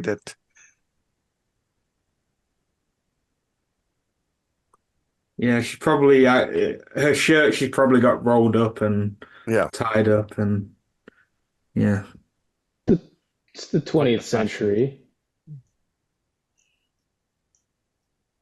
But even for the 50s, it's a bit not fashion you would have seen. So yeah, you guys get your meals, whatever you wanted, you've got in front of you. It all tastes very nice. You get through that. They then offer you dessert, and they've got an array of desserts that they just bring out on a tray, and you can pick it from. There's cheesecakes, crumbles, cakes of varying kinds. I'm kind of Lots to interested to choose. see what I'm kind of interested to see what our anachronistic bunch what they order. Yes, I must agree with you. They've all ordered time-appropriate meals. So based on what you know about them, they've eaten food that they would have eaten in their time. Method Or acting. their time.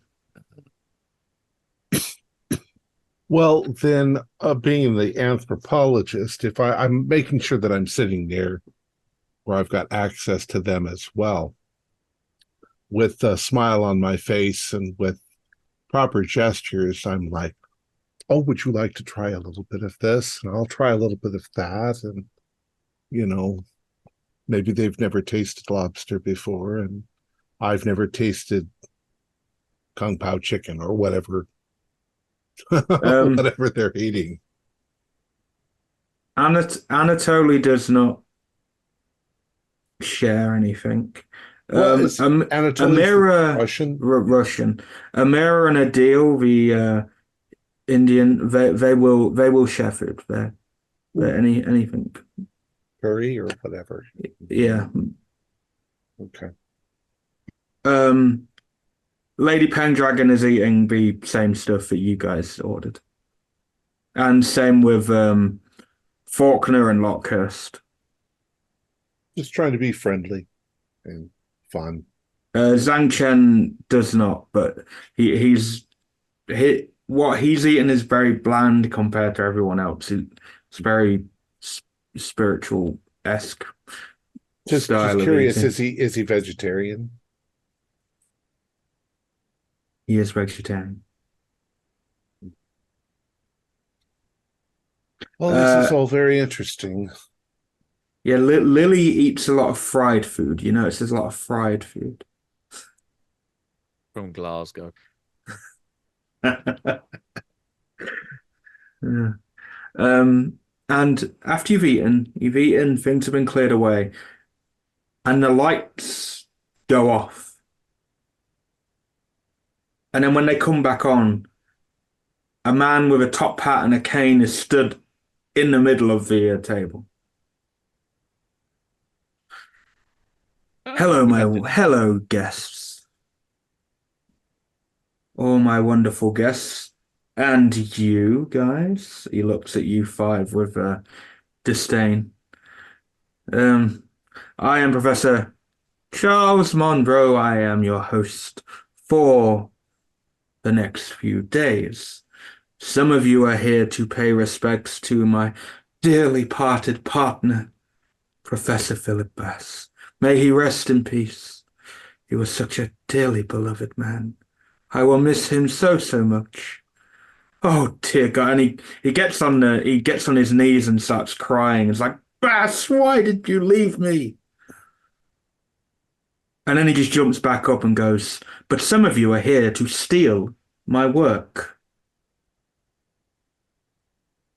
But I am obliged to let you look at it, and I have to go through it. And in the morning, you will get to look at it, okay? And he points at you. But the rest of you, enjoy the rest of your evening. There is a variety of evening snacks for you all, and you can go enjoy outside. And we've got some nice music for you all to enjoy, and whatever drink you choose. And then the lights go off again, and then when they come back on, he's gone. Well, this is getting ridiculously theatrical. We've had dinner now. It was time for the show. I thought it was a little bit rude. I mean, I thought he was extremely rude to us. Yes. Yes, we all knew Philip Bass. He was quite beloved. He's treating us like we're vagabonds. I think we should go right now and see this collection. All right. Why should we be polite at this point? We've been quite polite up until this moment, and then we were spoken of so rudely. Well, grief does hit people differently. Yeah. He might have seen some of the collection of Philip Bass's as his, since they were partners. Or he wants to sell it all to the highest bidder.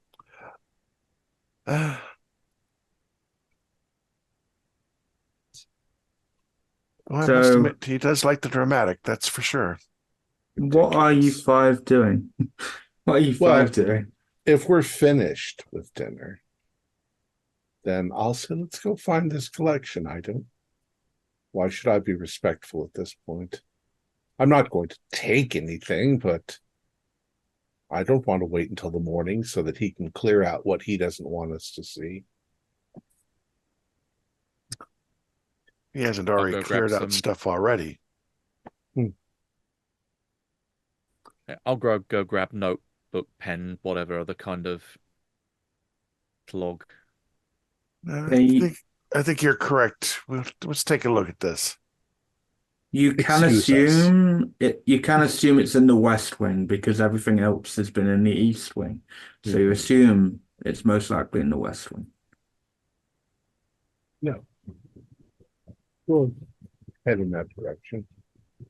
Okay. As you head, you go through a corridor, and you've got big windows to the left of you. Can you all do me spot hiddens? I can try. I can fail. 88.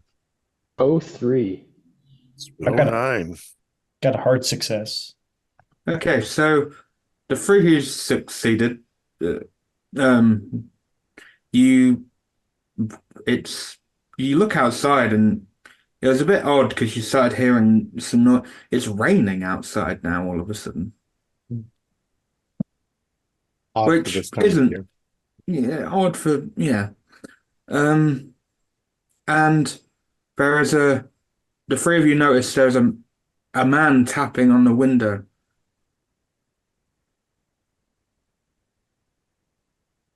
I will Yeah. go over to it and open it. Hello, sir. Anyone who, Wilberforce, if you've twigged on now, you'll notice it's the man who accosted you earlier. You're asking about the missing. Hello, hello, sir. My name is Alejandro. Please, Yes, the I'm. man from the pier. But he's soaked as well. But he's just like, my friend over there. He's trying to find his sister and his girlfriend. Yes, you said that earlier. We don't, do you see your sister? She's not here. We're all that there is. No, they won't let us in anyway. And we've tried asking. What is your Well- sister's name? My friend's sister is Gabriella, and his girlfriend is Isabella. My Why do you friend is think- Santiago. Why do you think they would be here? It's the only place they could have been. They wouldn't have ran off. Well, Is this a tiny island? There's a village. There's It's not that there's tiny. there's two villages. There's the one on the south where you came, and there's the one on the north we have checked. Well, there's nobody. What does she look like? What color is her hair? They both have black hair. Black hair. It's going to be half the people on the island. Yeah, that's the problem, right? But my friend is destroyed. Destroyed. His heart is broken. His sister and his girlfriend. His girlfriend is pregnant, and they've gone. They just watched humans leave.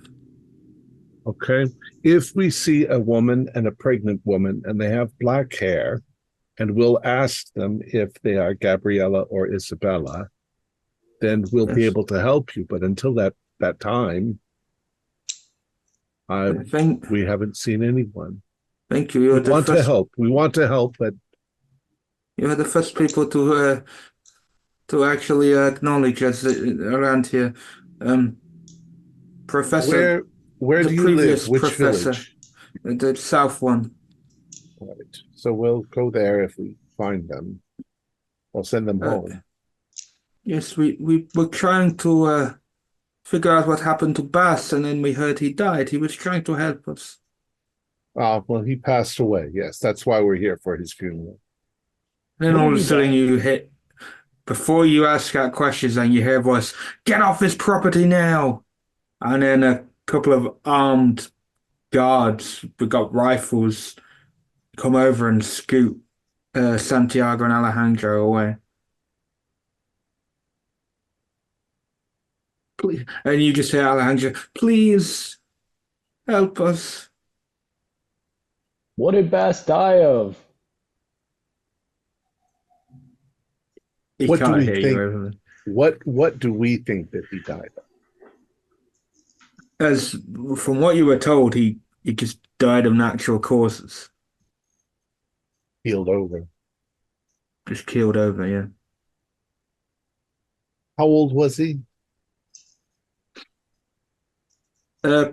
Probably 6, 7 years older than Hardy, so because Hardy said he's 50. 50, you're In 50, his aren't late you, Hardy? 50s. So Not late unheard 50s. of. Died of a heart attack. Or probably not a stroke, but probably maybe a heart attack. We don't know what his diet was like. He probably ate lots of oil. Could have been also cancer. Yeah, it could have been cancer. We might have heard about that, though, because if it was cancer, it would have lingered for a while. True. In this case, he probably just had a heart attack. Well, let's go find our treasure. So you go on and yeah, you come to two double doors. They are unlocked, so you can literally just open them. Let's try And these. in there is a room full of glass cabinets, paintings on the walls, glass cabinets that have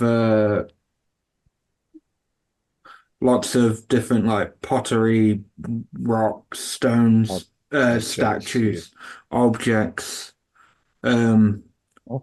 old scrawlings on rocks, and Jackpot. there's just a room filled with it, and it goes quite far back. But you were surprised it wasn't locked. They've got armed guards. If I presume if we touch anything, someone's going to leap out at us and try and shoot us. All we're here to do is look at it right now. Mm-hmm. That shouldn't Make get with us the into a whole cataloging. bunch of trouble. Mm-hmm. So I'll take the right-hand path and work my way around the room, looking, And see I'll- if anything suddenly is like, holy smoke! It's the red rose face of Yes. And Gibson, Sacre Bleu. please don't touch the rocks. Oh, now that's the funnest part, touching the rocks. No. I mean, sometimes you even lick them. Licking, yeah, to see if they're salty. So We've seen you lick rocks more than once. Yes. Well, it's part of the scientific method of understanding rocks. Strange as that Too. is. So all of you are going to have a look around. Yes. Yeah. So all of you can do me spot hiddens, and I'll go. Going systematically through the whole. Spot hidden. Just tell me what number you got on degree of success. I got a regular. 03 is an extreme for me. Okay, Matt 03 extreme. You got a hard success with a 19. Oh, I got a 63. I didn't say that. A 63 out of 7 out of 65. Regular Tom. What did you get, Don Gibson? I got a 38, which is a regular success. And what did you get, Zand? Fail 83. 83. Fail. Because you'll still find you'll still notice something. It might be a fail, but you're still looking. You're still mesmerized by Miss Pendragon. One track mind. Okay, so Max, I'll start with you, Dr. Zand. to you, everything is just there's a nice tapestry there, a nice tapestry there, a nice Greek vase there, some nice ornaments, and then you notice some really nice Greek coins. Oh, I will take one of the coins. Fascinating. And I will ash my Turkish cigarette that I got from Mr. Hadi into one of the vases. Oh, Oh boy. it won't hurt it. It won't hurt. Here's where the secret ninjas come out and attack you for doing that. No, so yeah, but that's what you noticed that you do that. I will still come back to you on that, Phil. Crimes Tom, against antiquities. Wilberforce, you notice a really nice red rose vase. Just there, nice, a nice vase. You can't. You think Roman?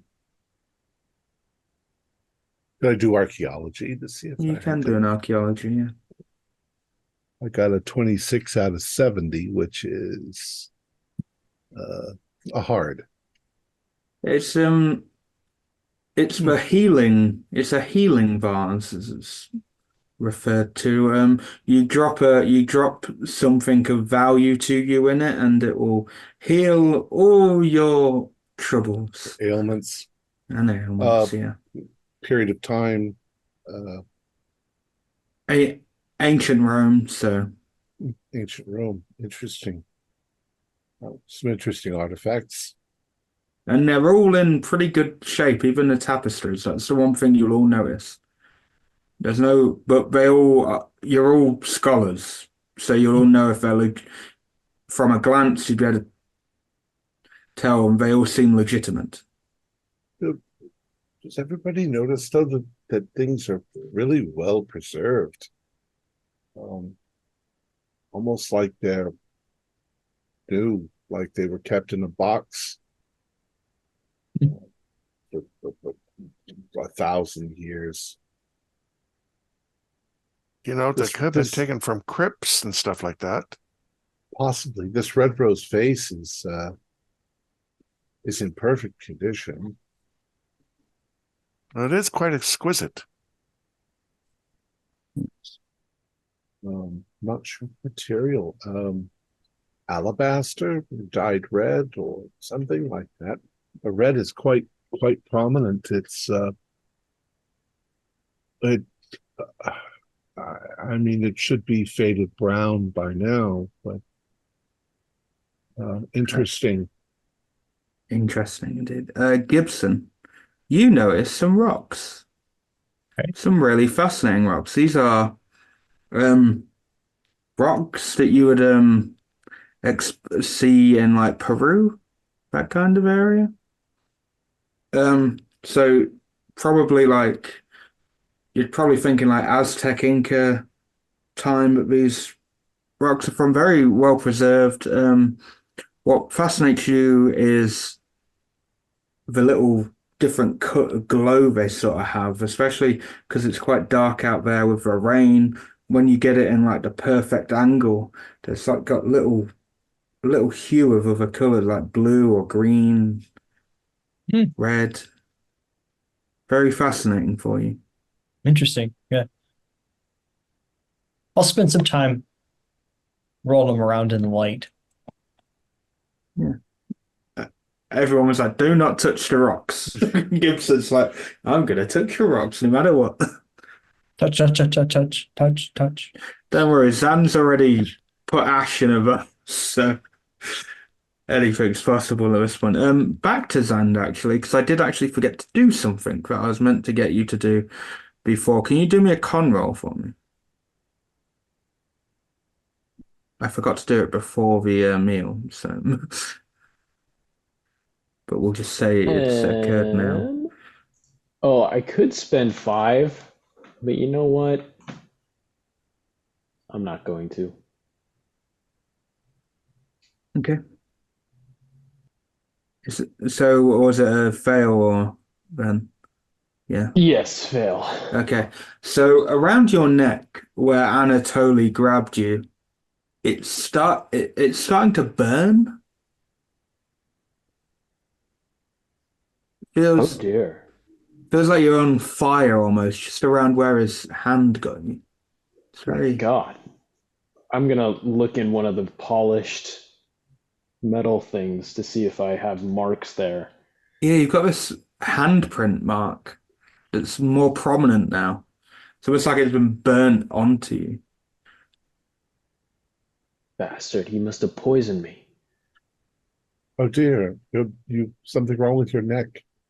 It burns horribly. It's some sinister Russian poison. Maybe just allergic to communists. Well, he wasn't a communist. Oh, but did you wash up after? Of Perhaps you should course go wash your not. neck. Wash your neck. But my musk. Yeah, but if you've got something that you're allergic to, you don't want it to get worse. Quite true. Quite true. Yeah. So on that, we'll just got two more people, and then there'll be a little something in between. So Hardy, um, you're looking around, and things look like they've been. The stuff that you notice isn't the artifacts; it's more things look like they've been moved around recently. You mean like things had been in other places, like some of the stuff has been Yeah, moved from where they like were? like things have been swapped. Like some of the, like normally in a museum or somewhere showing. Your tapestries normally nearer to the walls and stuff, but these are like set central down in their glass cabinets.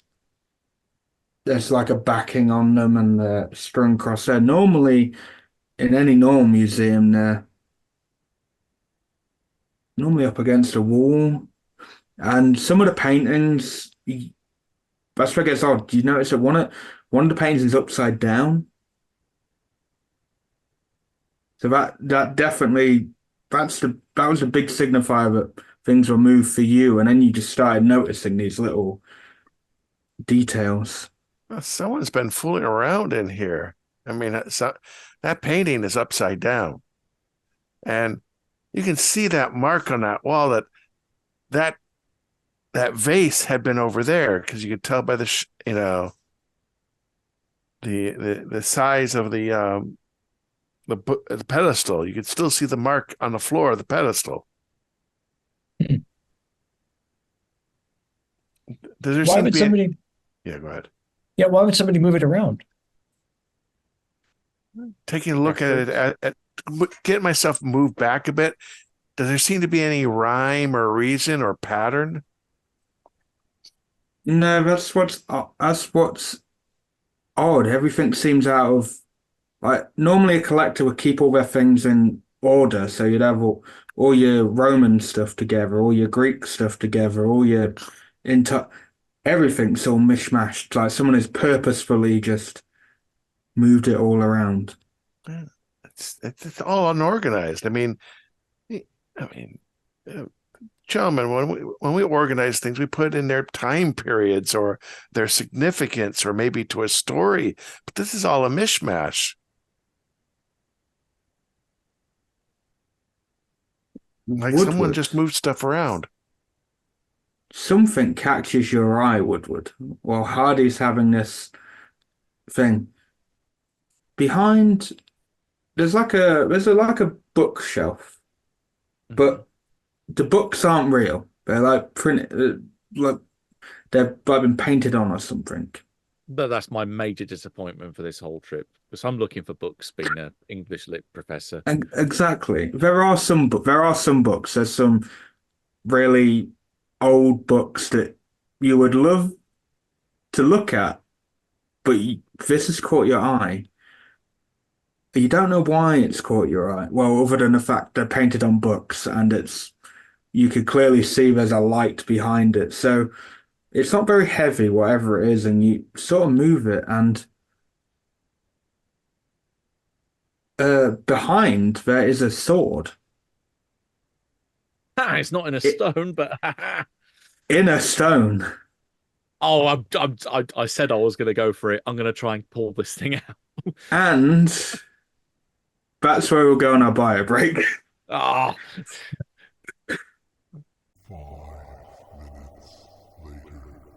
Okay, so Woodward, you are now stood in front of a stone with a sword in it. well, I say I've got 1 foot prized on it to get leverage, and then grabbing both hands around the handle, and I'm determined to Okay. become king. But before you do that, I'll just describe what else is in this room before I get you to roll.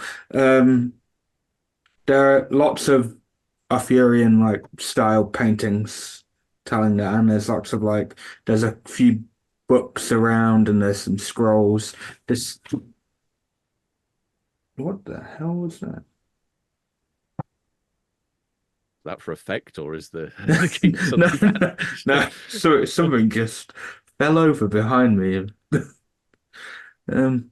Anyway, back to so yeah, all of this room is seemingly like dedicated to Arthurian legends. And now you can do me a strength from. Right. Come on, baby. Come on.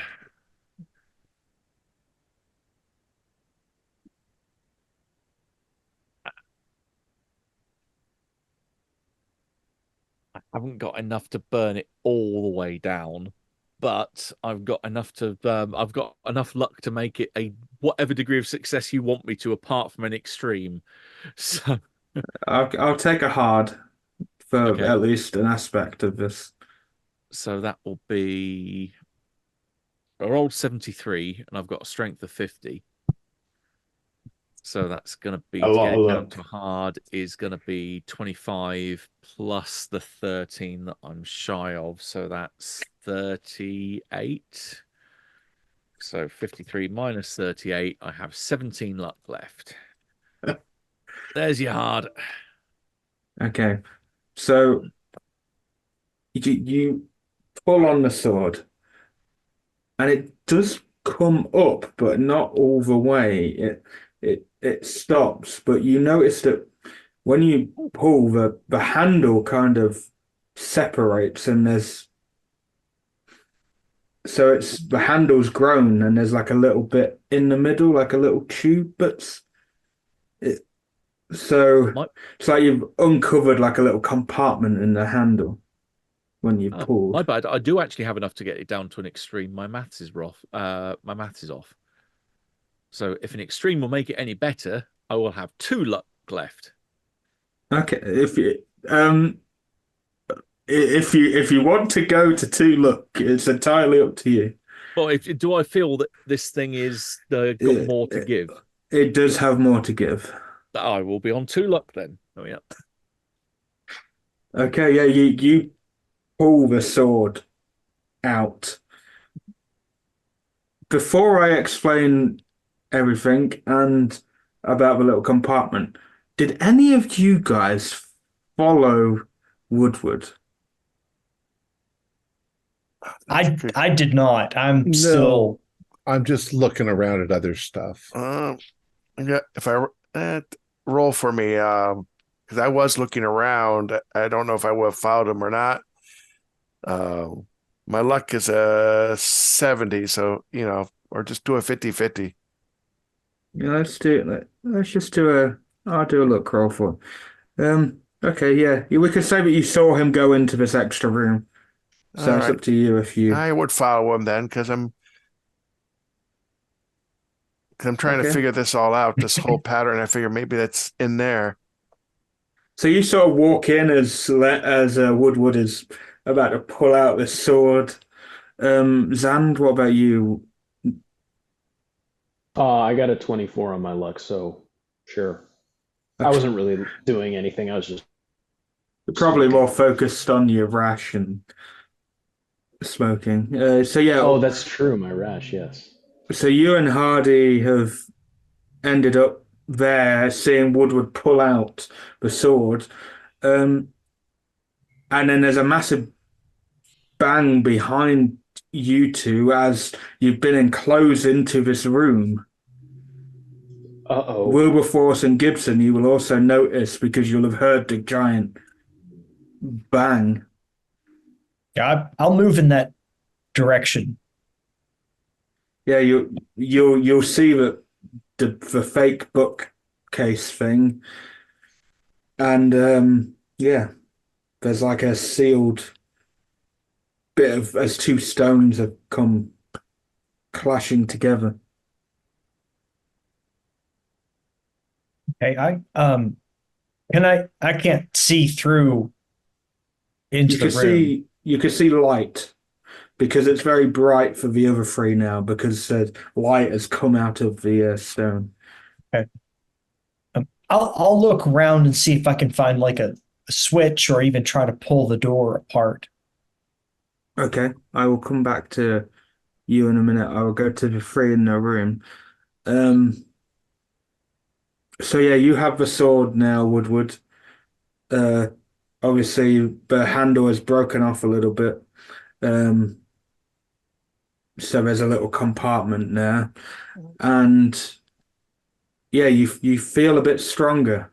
You feel your strength with the sword. Your strength has increased by 2d10. Oh, wow. Okay. All right. So that is, knowing my luck, 2, but no, 11. Okay, so Yeah. 61. Huzzah! But you feel like your strength is only up when you have that sword on your person. I think that is staying with me. So, well, that's one mighty paper letter opener, and I'll examine the gap in the hilt. Okay. The other two, Hardy and Zand, obviously you've noticed you've been locked in. Woodward's a bit more focused on the sword. But from the stone, this light has erupted out of it. I first quickly glanced back at the slammed door, and I at the same time I kind of glance at where this light is coming from. I said, "What have you done now, Woodward?" I apparently I found some interactive part of the exhibit. I guess that would make Hottie Merlin then.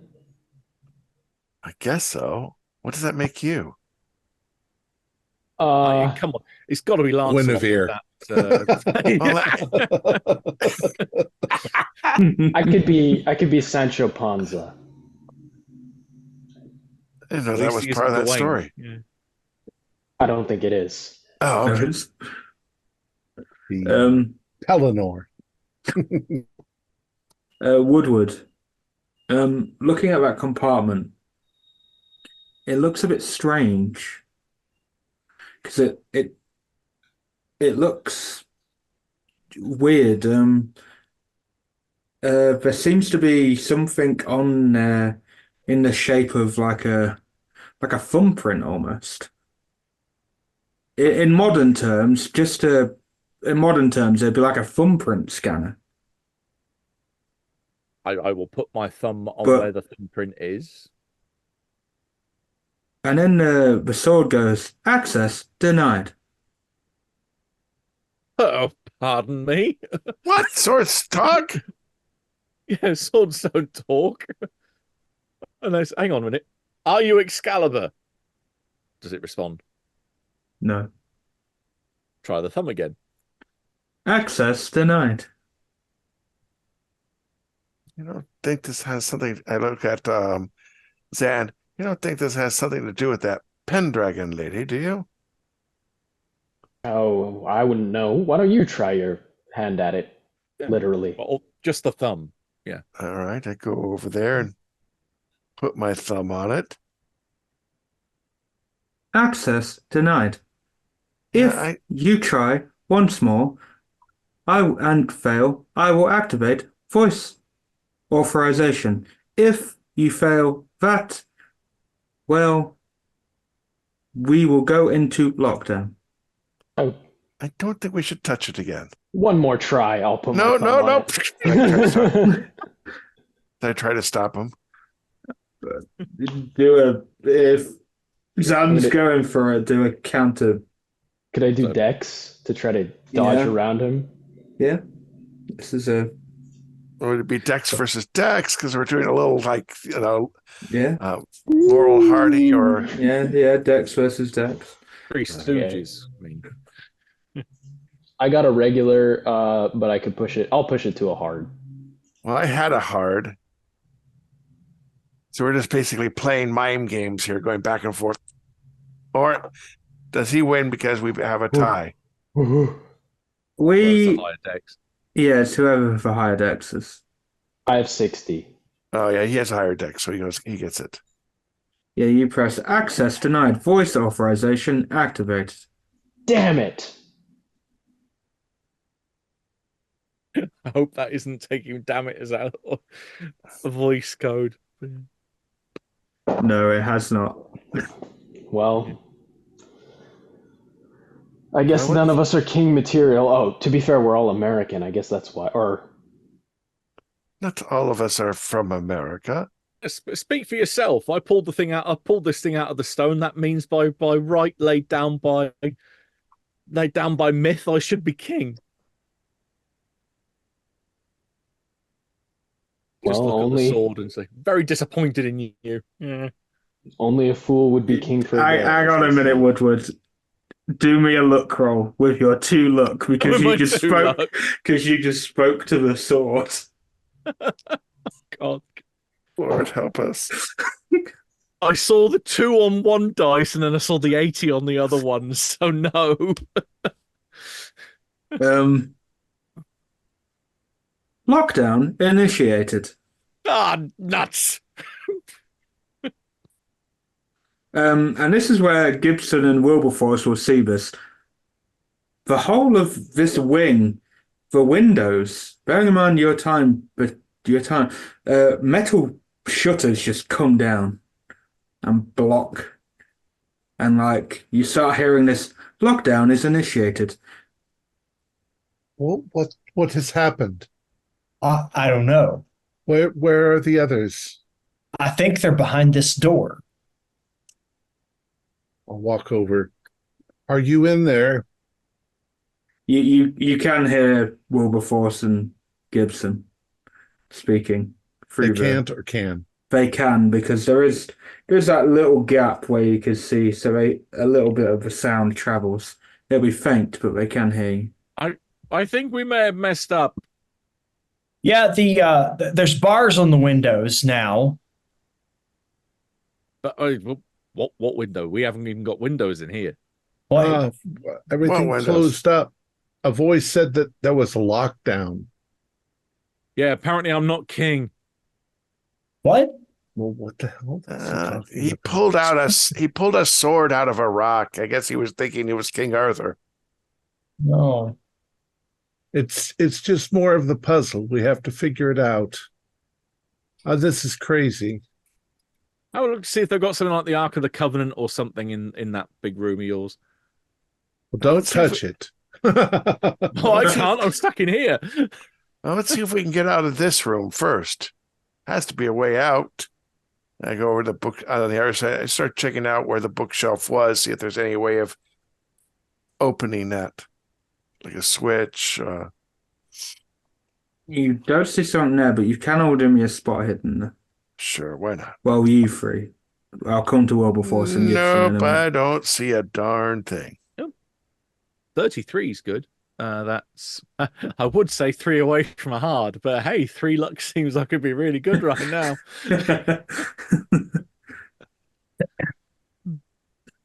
Yeah, I also passed. Okay, yeah, you notice like when you're around where the sword was, you two, there just feel like a little breeze. And the light is a bit dimmer now.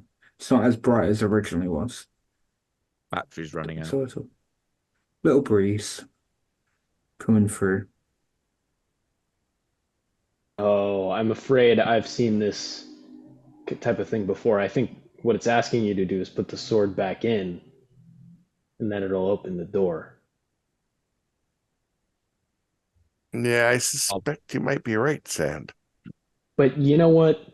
Maybe you should at least try chopping your way out before we resort to drastic measures. Chopping your way out isn't drastic. Of course not. Well, apparently, according to whatever voice authorization thumb thing says I'm not king, maybe not today, and I'll slide it back into the stone.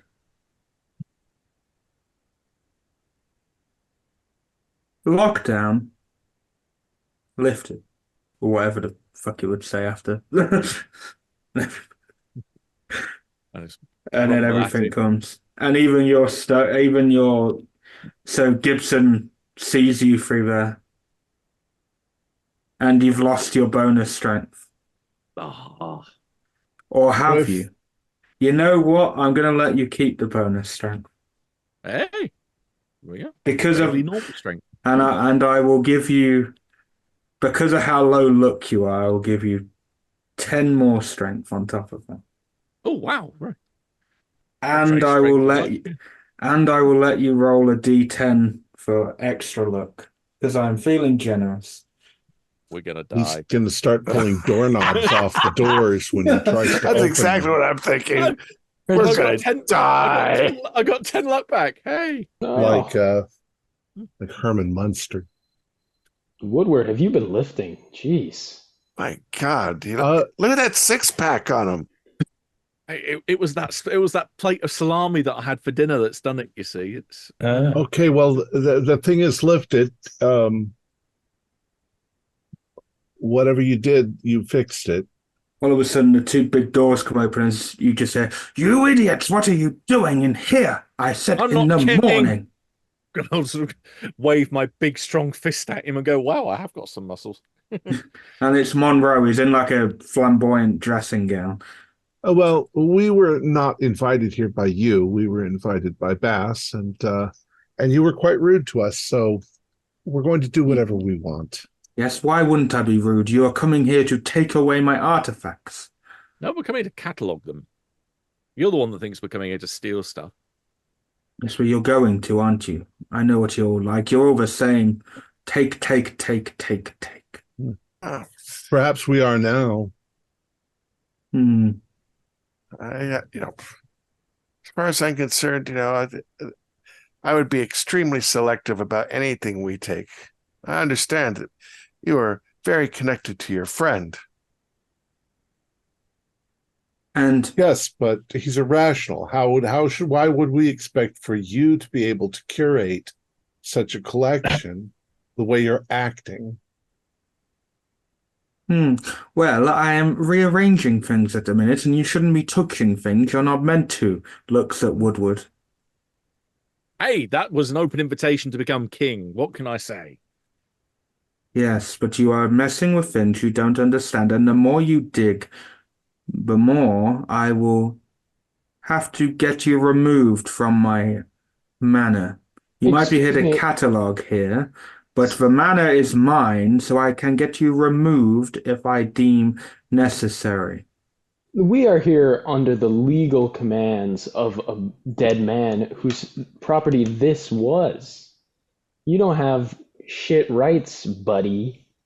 Well, the property was left to me, but it's only the artifacts. Well, the artifacts were left to us. They're our property. So we will have to get a court injunction for you to give them up. Yes, and I am happy to go through that if I have to escort you off the premises. Gentlemen, let's be decent about this at least. No decency from you. You're all thieves. That's what you are, the university thieves. You're not real people. You don't deserve to be real people. You talk lies to the next generation of intellectuals. How did Bass die? Died how he lived. An idiot. Trusting you fools and the university. That's why I helped him escape from there. And we came here and started our little group.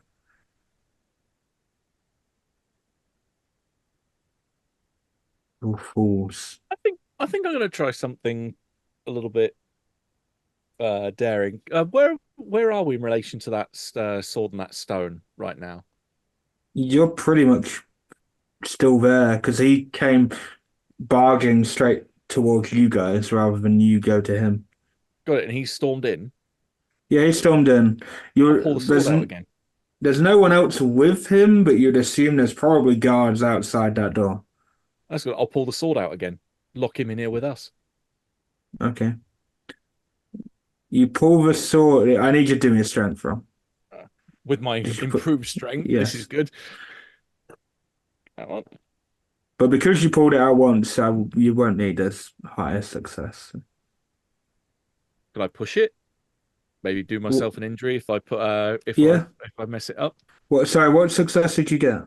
I failed. That's why I'm asking. Oh, you to see if failed. I Yeah, can push yeah, it. push it. Yeah, push it.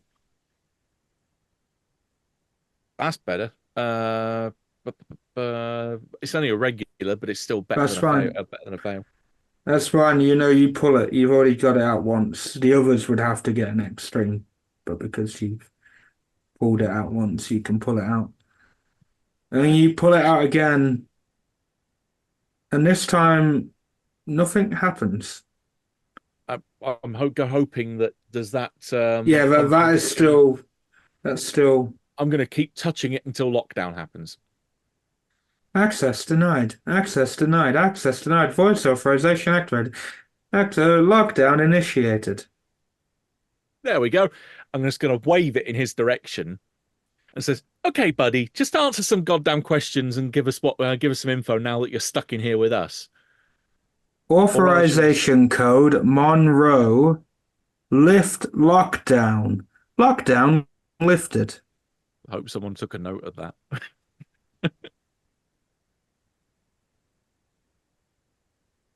Still want some answers out of you. Coded to my voice.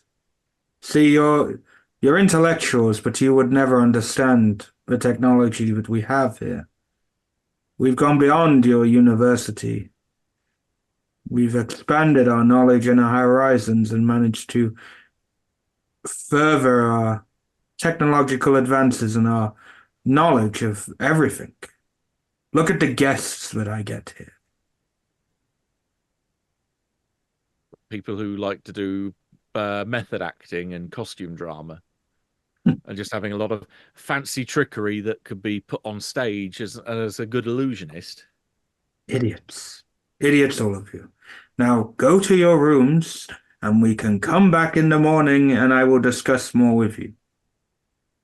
But I need my sleep.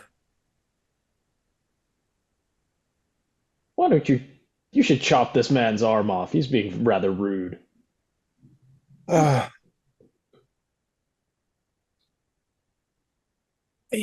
think we all need to take a moment,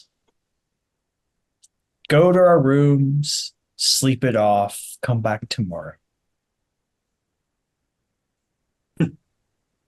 And he just walks off laughing. Fools, fools, all of you. Walked away. He hasn't seen me put the sword back in the stone yet. I'm going to take it back to my bedroom.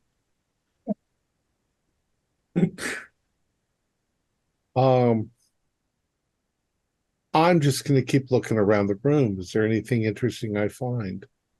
You say there's lots of stuff. Yeah, there's lots of stuff. Do me a luck roll, Wilberforce.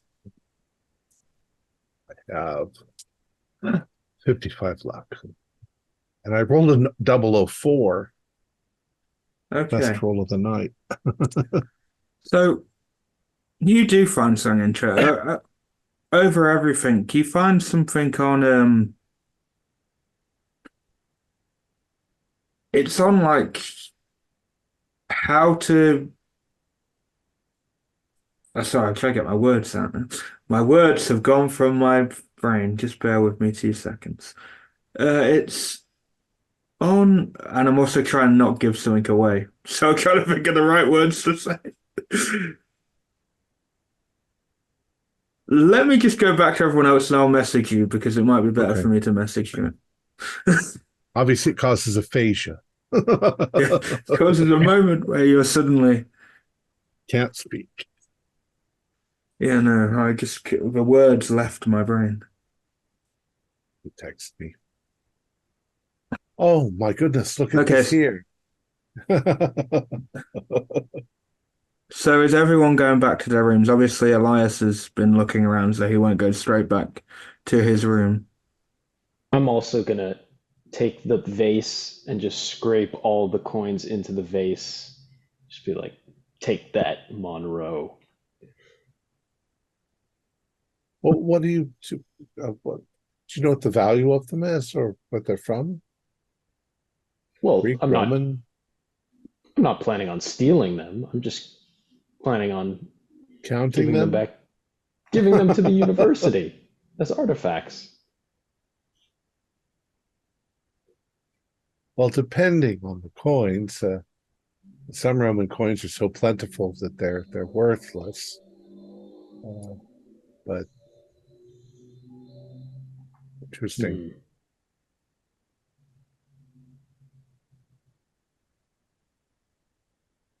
Oh, So, I I'm saw gonna head back to my Hasim's. room. Yeah, I'm not sticking around. I'm gonna head back up. And I'm taking Excalibur or that glorified letter opener up to my room.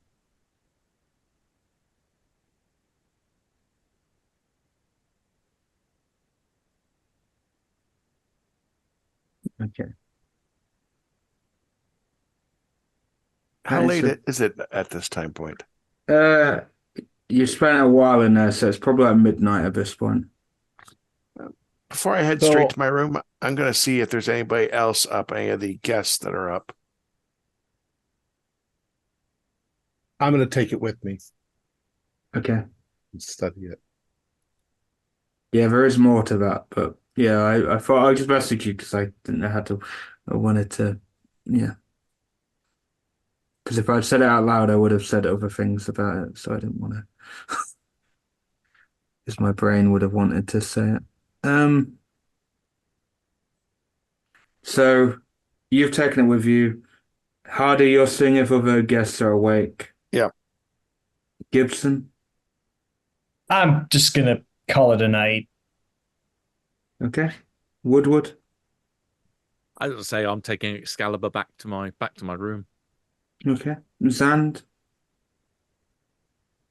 I'm taking the coins in the ashtray back to my room. okay. So Hardy, Yes. um, you have a wander around and you see the man with the toga on. He's Yeah. sat eating grapes. All right. I'm gonna go up to him. First, say in English, hi. Hello. He does respond in English, surprisingly. Ah, I was worried I was going to have to speak in Greek. Oh, we can do if you want to. I don't mind. Uh, I can do either one. Since the Greek I know is more archaic, I'll speak to him that way. Yeah, and he will speak back. So he I am. understands. He Yeah, understands perfectly. yeah. All right. I'm gonna do an int roll because now I might be connecting some dots here where I didn't before. I did get below my intelligence, so I'm like going. "Hey, you seem to be able to speak this ancient form of of Greek quite well." Yes. It's my own language. Right, but most modern Greeks don't know um, the more older forms of Greek. I'm impressed. Hmm. I'm impressed. Someone of your attire knows it so well. Well, I've specifically studied um, various older dialects of language, such as Chinese, Greek, but my specialities are um, Sanskrit, Arabic, and Hebrew. Hmm. What's your name? I am Kasim Hadi. I'm a professor or a scholar. I'm nice. I'm Hephaestus. I'm also a scholar as well. Oh, what We are you a like to scholar of? languages. Ah, I study languages. so you and what languages do you know? He basically lists off all the he lists off a lot of languages from his time period.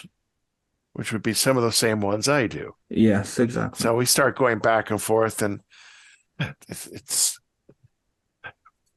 and he goes, I go, well, so where did you learn? Which university did you go to?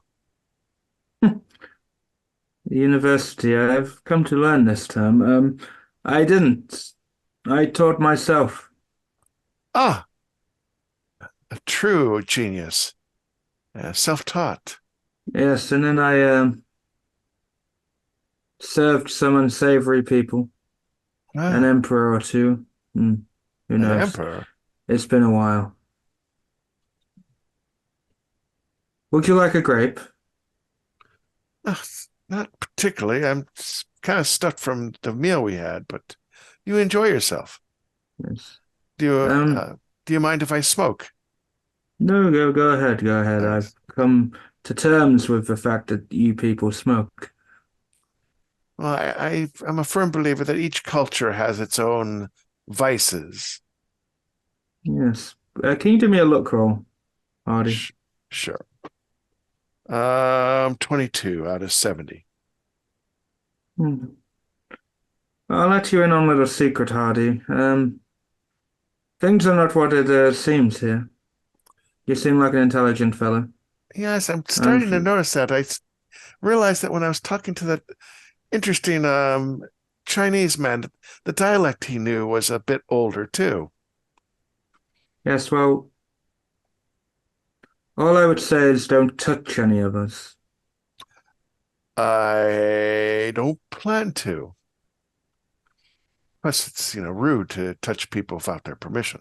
What I mean is handshakes, uh, hugs, whatever. Even them do not, it will harm you. In You what seem way? like an intelligent fellow. I spotted that your friend, the philosopher, he Oh, must have had an yes, altercation because he has one of the burns. He needs to be yes. careful. He could, yes, have severe repercussions because of it. Any any ointments or anything that would work to relieve the irritation? I am not 100% sure, to be fair, sir. Well, he is a bit. He's a little rash at times. Yes. Well, the thing is, you need to find, I guess, the truth. The truth is under the stones. Out there, pointing towards the I maze. He doesn't know. I must go to bed now. All right. Paddy, you must also go to bed. All right. Well, it was nice talking to you. Yes. And I head back, go to my room, and contemplate what I've learned, and lock my door and go to sleep. So it sounds like this guy could get into our rooms anytime he wants to. Yes. Okay, so who's so Hardy's gone to bed, Gibson's gone to bed. Zan, did you go to sleep? I guess so. Because I know Woodward was looking at your sword.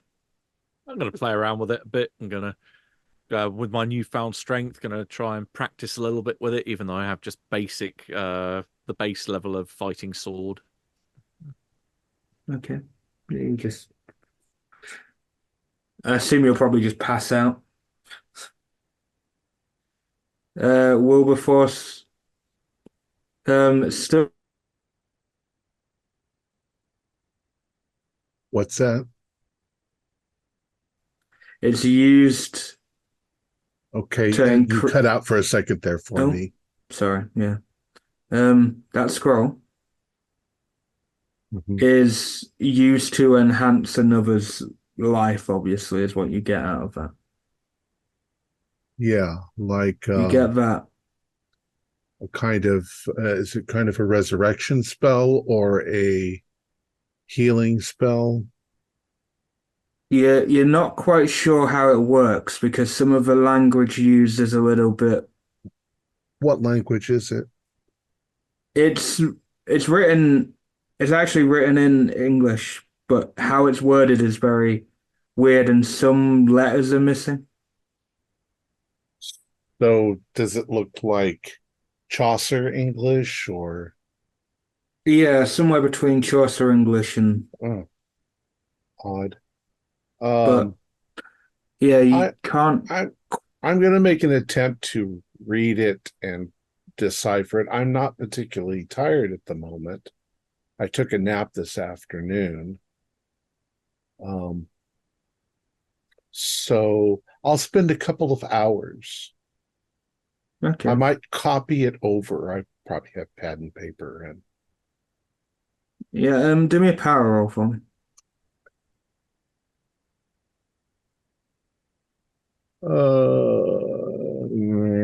let's see. I rolled a 76. I've got 65. Can I spend 11 points Yeah, to I'm make it fine with that. pass? Yeah, I'm fine with that. All right. I'll spend 11 points to make it a pass because I'm obsessed.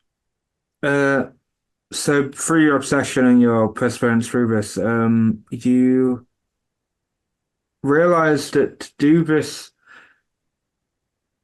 you have you gotta have them. It's going by bones. You gotta take the energy from bones that you've imbued with new life. You don't Hmm. quite understand what that means. Uh, Bones imbued with new life that you then use the bones to give yourself permanent life. Well, I will copy it and transcribe it into my book. Um, and once I've done that, I will go to bed. Okay. And yeah, you will wake up in the morning. Nothing happens. You'll wake up. Still have my letter opener. You still have your letter opener. Yeah. Except Zan does have a visitor. Ah, good morning. You I have usually wake up at 1 p.m. in the afternoon, but I'll wake up early. I'll make an exception. it is Pendragon. Oh, well. It says, "You fool, you fool. What did You I know do? that you know that it's permanent. You could die. I did tell you not to get involved in my business." You mean this? Yes. On that note, do me another con roll for me, please. All right.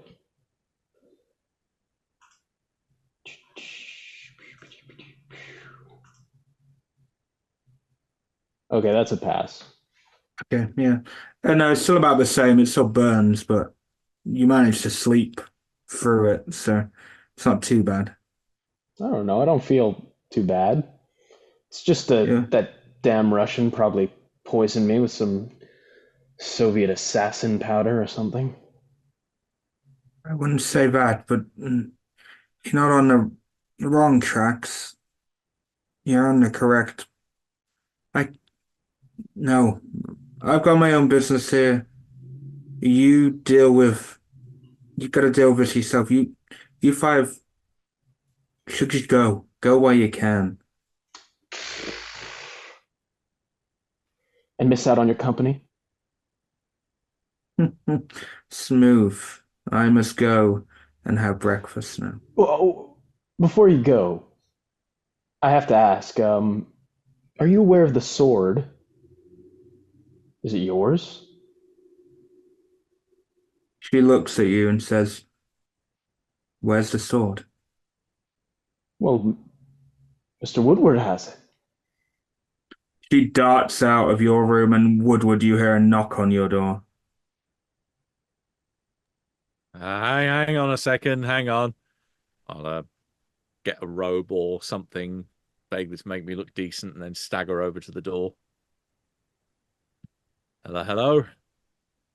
Uh, Hello, it is I, Lady Pendragon. Could you please let me in?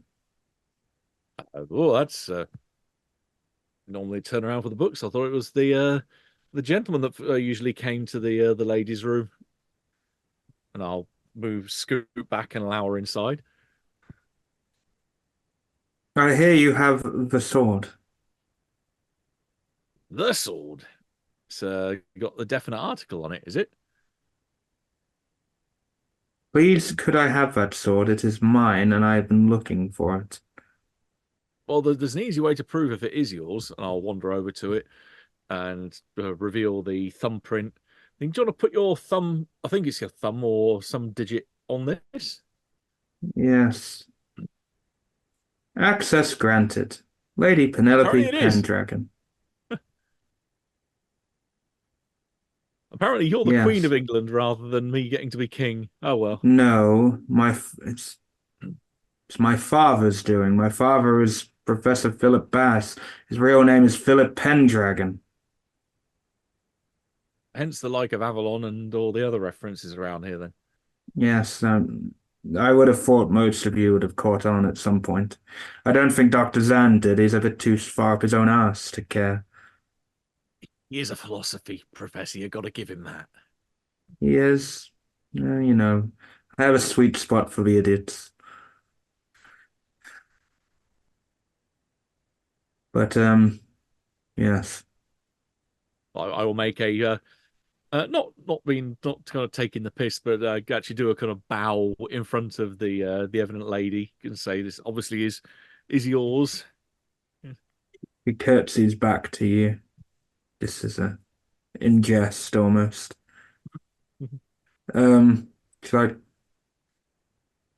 just get out of here while you can? We had been sent here to do a job. How Don't do it. Just leave. this is sounding very, very weird. I'm going to see if I can go and get the others. Yeah, the others are Zan, did you follow? Like a puppy dog or? Yeah, probably. So Zan's probably there. I don't know about the other three. It depends on how they woke up. Well, if you ever need a king I will not be coming to you, or a for sure. jester, No, I think I'd rather come to Dr. Woodward here. oh, I wasn't planning on Jester, but fair enough. So the other three, Wilberforce, Gibson, Hardy. You might have heard the commotion because she's not exactly quiet. So Yeah, if I hear the commotion, I'll get up and come out into the hall. I'll poke my head out just Apparently to she's see what. queen. I'm not queen. That's not how this works. You are Miss Pendragon, yes? Yes, I am. I'm gonna sort of look at her arms. Does she look like she has like big muscles now? No, no, no. Um, I'm Dr. Elias Wilberforce. Where are you visiting from? Where am I visiting from? London. She has a London accent. Yeah. You said posh. That's right. You did. London. I wasn't actually, perhaps I'm just ignorant. I wasn't aware that the Pendragon name was still being used by anyone, but heir to King Arthur. Yes, Hale. No, I don't normally go by Pendragon. I normally go by Bass, but Oh my goodness, you're Professor Bass's daughter. yes, but Monroe didn't know what I looked like, so I went by Pendragon. Ah, I see. What do you think of all of this? This should rightfully be all of yours. If we haven't heard the will written or the will read yet, we don't know. Well, all I can say is it's all one big lie. Monroe's puppet mastered the thing, so as I said to your two friends, you should get out while you can. Forget your job, go. Miss Pendragon, out of curiosity, I've talked to several of the guests here, and I would swear that they're from I hate to say this, that almost from a different time period. Yes, but no. If someone do me a roll because she's being reluctant, so someone do me a speech roll, or all of you can try and because you're all. I could charm her. Persuade or charm do you want from us? How about Charm's gone psychology? so well for you. Yeah. You could do me a psych roll, Wilberforce, if you want. I got a 9 out of 60, so that's an extreme. I'm Is she hard on my being? persuade. She seems to be being obtuse. Yeah, she is. She's up front with you. She's telling the truth, but she just doesn't want to. It's like she doesn't want to put you in any danger, so she's trying to avoid saying too much. Well, And did anyone pass the speech roll? You mean persuade? Yeah, whatever. Yeah. You chose. Well, I did get a 22 out of 40, but I don't know if that's good enough. Okay. No, okay. I'll just go back to. I'll come to those success in a minute. I'll just go back to what Wilberforce was. I was just going to say, Miss, do you suspect foul play? I do indeed suspect foul play, and I know foul play. We've wondered at his 50, whatever his late 50s seemed very young to pass away. Yes. How do you think poison? I'm not sure, but it's not what was said. Don't forget the report all came signed from Monroe, so. Well, perhaps there needs to be an investigation, an inquiry into his death. No, it won't work. He's got the power here. Oh, dear lady, how can we help you? We certainly were friends with Mr. Bass, with the Professor Bass. If you're his daughter, we're on your side. Mr. Monroe seems to be quite antagonistic towards us, so we have no reason to be on his side in any of this. Well, I do confess I purposefully tapped Zand on the shoulder, so I'd hope he would join me in the car. Because I was hoping you'd be smart enough to figure out something. My name Pendragon, and obviously you did find some connection. I'm American. I have never heard that name before. No. Do we have... if only one of us were a lawyer. I know absolutely nothing about the law. And does it come under Spanish law or British law or... Well, technically, where this island is, it's sort of on borders of multiple. I have 70 in law. Oh, realized well, that. there you go. It just You're a won't. man of hidden talents. Unfortunately, he's also a philosopher, so he doesn't believe in the law that he knows all about. So Exactly. The only law is the law of reason. Well, I mean, there's got to be some way to whatever the will says. That's probably pretty strong in any country. Um, did your father Well, suspect that he was in any danger? I didn't hear from my father in a little while. We were trying to find more pieces of our birthright, I guess is the best way Uh, to put it. That's why I was back in London, but Monroe, we didn't realize what kind of man he really was. He's just a con man at heart. But if you want the truth, bearing in mind you might not get off the island if you pursue it, but the hedge maze holds some answers. But be warned, as I've said, you could leave with me now, forget everything. I will give you money. I have some artifacts that you could take back and pretend they're from his collection. Or there's the well, hedge maze, or you can do whatever.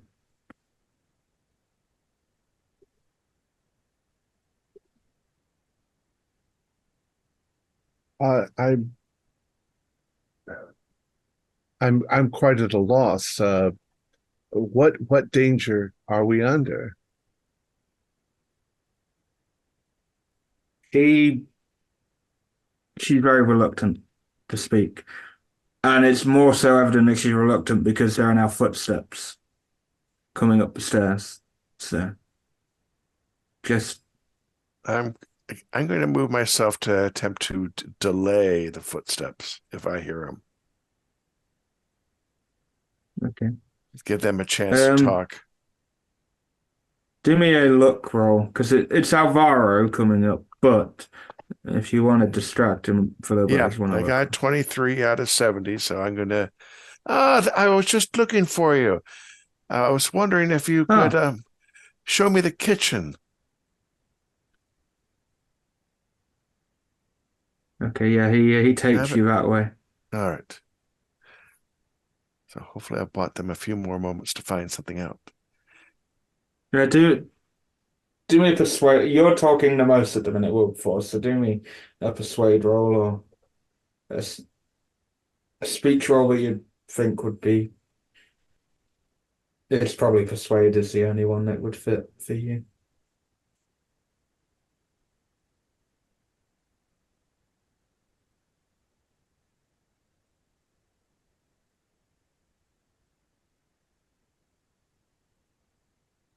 Wilberforce. I'm sorry, I didn't hear my name. What am I rolling? Persuade. Oh, Persuade. I am not good at persuade. Let's see. I got 35. What is my persuade? 10. No. Okay. Lux for. Ian, what was that, Woodward? That's what Lux for. That is what looks for. That's I just already spent a bunch of luck. I'd have to spend 25 luck. It's a lot of luck. Stu just go. I don't want to risk saying anymore. Oh, all But right. But I if you want to know, I if need you want to to know tell the you. truth, follow the maze. Is Um, there a garden shed? The garden shed. There's it's the workers' shed, yes. It's more of a little house than anything. Would you be opposed to us taking a weed whacker and just cutting all the way to the center? there's no weed whackers in the 50s. There's no weed whackers there. Well, clippers chainsaw. then. Chainsaw. Most likely, Hey, a hedge maze would actually have tree trunks inside of it. So Chainsaw. Bart Simpson cutting a hole through each bone. Exactly. I mean, it can't be that large of a maze. We can work through it. Yeah, it's No not How that beer, much. no high is the TV. maze? How high is the maze? It is quite high. Okay, so we can't see over the maze. So, Well, you can if you went to the top of a manor. Yeah, go up to the top, work out what the route is to get to the middle, and then go back down and go rather than. or have somebody up there yelling which direction to go. But she does actually point out the top is Monroe's bedroom. It was my father's, but Monroe now has that. If we just put our hand on the right and walk through it, we'll get to the center. Is it the center we're getting towards? Yes. I mean, I don't see any danger. It's just a hedge maze. I'm game. She starts to walk. She says, I must go. If you choose to leave, I'll be at the docks till later this evening, but yes. I'm still convinced this is just a puzzle. Do you have a phone number that we could call you at if we get to the center of the maze? No. Are we using our cell phones? So what now? She actually goes, you shouldn't know about that yet. Oh.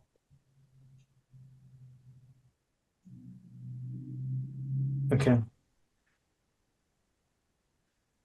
So Hattie comes back with Alvaro, and Alvaro's like, Master Monroe would like to see you now. He's waiting for you with the antiques.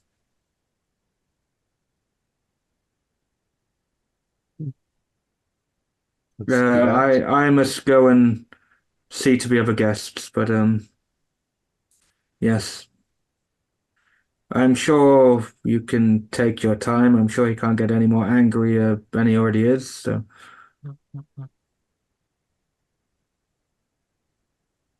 Well, he's not in his bedroom.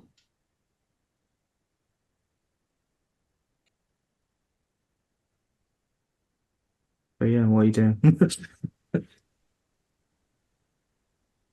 Keep him waiting and go and have a look at the hedge maze? He's already angry at us. No, we'll join him shortly. Let's get us some breakfast first. Mm-hmm. Okay. Okay. You have some breakfast. There's like a spread with all sorts, like a little buffet of all the different cultures. While we're getting some breakfast, I'm going to sneak back up. Since he's not in his bedroom, I'm going to take a look from the roof at the hedge maze. Okay, I need a stealth roll from you. Oh, God. Do I even have stealth? Oh, I do. Nope. All right. I will spend the 10 points of luck. Okay. Yeah, you managed to get up there. You stop yourself from. It gets very creaky up some of the stairs because there's like a little spiral staircase nearer to the top, and it's a bit creaky. But you manage to carefully get up there. All right. The door is locked to his room, though. Well, I don't need to get in his room. I just need to get on the roof or look down upon the maze. Yeah, there's a window behind you, and there's a window in front. You think roof access might be through his room. That is the problem. Does the thing go around his room? So it's the very top, like he has a balcony going around? Nope, you have to go through his room. Unless you went out the other side and carefully walked along the roof to the balcony. I guess I'll have to use that skill that you put on my sheet, which is locksmith. I didn't know who I'd given that to. You gave it to me. I have a 42 locksmith. I figured that's who it was, and I passed with a 31 out of 42. Yeah, you get in. All right. I go in, I carefully lock the door behind me, go to the window and take a look at the maze, and quickly, since I am a language person, which means I probably have a pencil and a pad, try to draw out the maze, the quickest way through the maze safely. Okay, do me a luck roll to see how good that. All right, 49 now with a 60 luck, with a 10 points luck on. Okay, yeah, no, that's good. That's fine. It's a legible map. Then I will quickly leave, relock the door, and go back down. Okay, that's fine. You didn't linger in his room, so that's all good. That's Nope. fine. And I come down, I come out and look like I'm adjusting myself like I've used the bathroom, and have a sip of coffee. And I think, if there's no one near us that could hear us, No, you're fine. I pass the notebook over with the cover closed to my good friend. Where'd he go? I can't do the name. Wilberforce. I think you might want to look at that. Ah, you've drawn us out a cipher for the maze. Excellent. Wasn't easy. Well, do we want to look at the antiques first and then go to the maze, or vice versa? With the cipher, we should be able to just walk straight to the center. Yeah, I don't think we want to anger this guy anymore. He's already angry at us already. But he has something. The way she's been talking, I kind of believe he has something malicious planned. It's entirely possible that we may find something in the center of the maze that could help benefit us in some way. Yeah, but I don't know what. I mean, he could just load everything onto a boat and leave. He can't do that in 5 minutes, but I think he actually controls everything on this island. I mean, if he's rich enough, he probably much controls probably has the police and everything else in his pocket. we don't even know if there's police on this island. Right. Well, he has armed guards. One constable for the entire island. Yeah, and then you've got all these armed guards that stay hidden until they sense intruders. He hasn't done anything directly malicious to us at this point. Well, let's go see the artifacts. He could have poisoned us. He could have done anything that he wanted to us, but at this point, doesn't seem to be a psychopath. So, yeah. So our artifacts, you say? Is that where you want to go? I don't know. Do we have a vote? And we'll go to take a look at the artifacts. I don't have an issue. Okay. Then go to the artifacts and then immediately go to the maze afterwards. Yeah, that's why we came here anyways, the artifacts. Okay, so basically you're going to see Monroe first. So. Yeah. Okay, so you see Monroe and he's smartly dressed now. He's still got a robe. He's in like a suit and tie, but he's still got his robe over him. He's like, I have been waiting for you. All of you taking your time. This is idiots. All of you. Let's get this over with. Look at the artifacts, appraise them, and you can be on your way.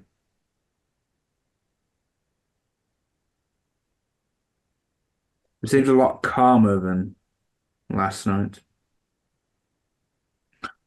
Oh, and by the way, the bloke that you spoke to at the window, we shot and killed him this morning for trespassing.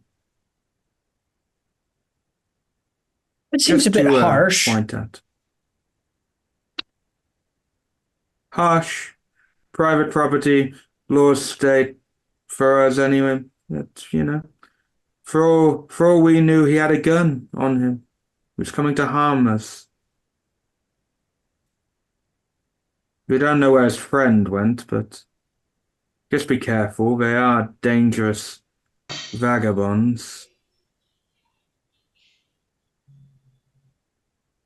Yes. Interesting. Monroe, what are you playing at? What am I playing at? Yes. What do you mean, Dr. Wilberforce? I mean, people dressing up in costumes and all of this ruddy nonsense, and not wanting us to look at the artifacts, now presenting the artifacts and shooting people on the island, and what's going on? You know why we were summoned here, because Dr. Bass wanted us here. And you've been extremely antagonistic towards us. So you haven't actually done anything. If you wanted to keep the entire collection, you could have just put it in a box in the back of Beyond and retrieved it later or whatever. What's going on? What What's do you going want? on is I don't know what he told you all. That's why I've been antagonistic. I don't know what you know. Well, we don't know what you know either.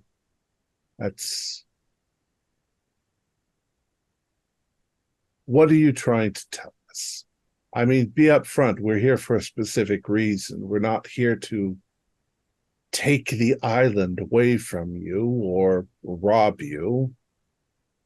What I'm trying to say is I am on the brink of a scientific breakthrough, and you are here and you're ruining it. He always ruined my plans, and he ruined it after his death by getting you here. Appraising these, Miskatonic wouldn't have wanted half of these anyway. They would have, you would have taken them back and they would have shipped them off elsewhere. They wouldn't have kept half of his stuff. He did it to play with me. That's what he did. It was a game. Bringing you here was a game. Yes, and everything you've been doing around us is a game too. If only you knew. If only you knew Wilberforce. But everything seems rather vague. Yes. He is being vague. I'm gonna start looking at the antiques, the things, the artifacts. Okay. Yes, has he removed stuff from what we saw yesterday? You all looked and you, other than Zand, passed. So yeah, things have been removed.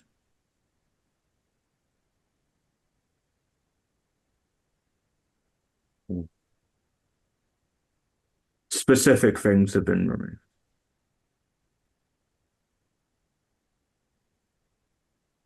So like the coins that Zand looked at, a couple of the tapestries have gone. The vase that you looked at, Wilberforce, is gone. All the tomes that were in here have gone.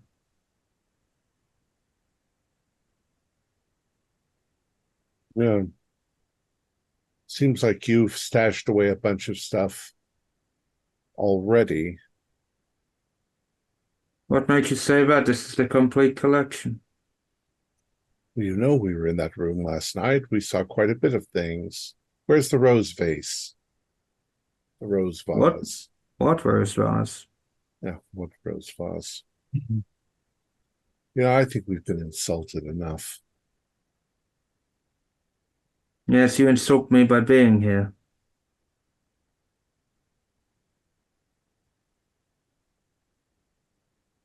Now, finish what you're doing and then leave.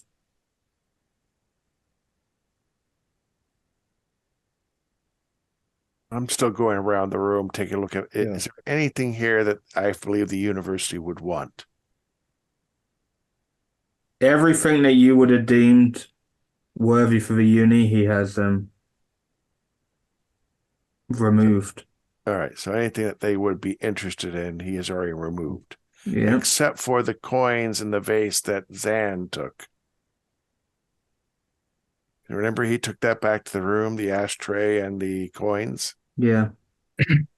The ashtray. Well, he called it the ashtray. What he used as an ashtray. Ashtray. Yeah. I actually have the scroll too. Yeah. Yeah. Have a sword. Yeah. I go, I kind of catalog things. And Well, Yeah. Yeah, he this is not. doesn't This know is he doesn't know right. you have the scroll or whatever. I don't think he really don't think he knows everything in this collection, to be fair. Not where he can hear, but I'm like, well, I'm not sure we're going to get very far. I think we can. the main task of the main route I suggest we take from here is we let the legal owner, aka Miss Pendragon, we can arrange access to the collection with her once this whole mess has been sorted out. I suggest we go and have a look at the hedge maze, get our stuff, and get out of here. Yeah, and if we have to Miskatonic anything, it's that Monroe is extremely hostile towards us and wouldn't allow us full access. We So might be able. while you're might having be- this chat, Zand, what have you done? So I've backed out of the room and I'm going to go around outside to the window outside so like they can see me, but he can't. Because I assume he's standing like near Yeah. yeah. So I'm gonna go over to the window and just say, like, I'm going to the maze. I'll wait for you guys. I advocated we should go out and do that anyway. Yeah, I think we're gonna leave in an insulted huff. Mm-hmm. I just wanted to make sure no one got after that comment about shooting people, I just wanted to make sure I was not in the crossfire. Yeah, any of you with a bit of psychology would have known that was an empty threat from him towards you and nothing out of him. So yeah, you all meet at the maze if that's where you're going. Yeah. Xander's there first, but and I could kind of just skip to you getting to the center. You've mapped out the maze, so I don't need to go through the whole zigzag of all that. You Make get a there, left, you get then you make a right, then you make a left, then you make another left, then a right, then a left. And then you do the hokey pokey. Because that is what it's all about. Go on That like is that what for it's all 10 about. minutes. I don't need to go through that. There's some bits if you make wrong turns, but I don't need to worry about that now. You've mapped it all out. So you get to the center and it's another dragon in the center, but this one, it's got a long tongue, and it's very obvious that it's a lever of some kind. I'm not gonna make you roll. It's very obvious that the tongue, it's very out of place. It's a lever of some kind. Make with pulling the lever. Okay. I'm now actually going to get you all to do me a luck roll other than Woodward because you said that you were pulling the levers. So the rest of you do me luck rolls. 41 is still a pass. 48 is a pass. I passed. Okay, so everyone but Zand, you are around the dragon, so when it starts going down, you are there. Zand, you are not. So you are going down like an elevator. Zand, you are seeing them go down. I'm gonna jump down. Okay, that's right. Do me a dex with a disadvantage. Unless you got jump, then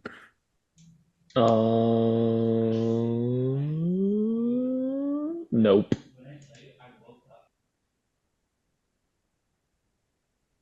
there's a dex with a disadvantage. Yep, fail. Okay, so you fall. Do me a look roll because there is a dragon statue there. So Impaled on dragon. Yeah. Double fail. No, I will give you all that. You take 8 points of damage as your leg gets slashed open on one of the talons of the dragon, and it probably also catches down you. You probably fall like this. You kind of ended up doing like a body slam down instead of a normal jump, so you just cut down your chest and That's stomach as well. that's more than half. Yeah, I need you to do me a con roll. Oh, nope. Oh boy. Um, Dear Xander's God. just passed out on the, He bumped his Bleeding head. Dear everywhere. God. just blood everywhere. Well, someone Oh, better do first aid for him because otherwise he's going to bleed to death. I don't know who. I wonder. I I have can do first aid. first aid.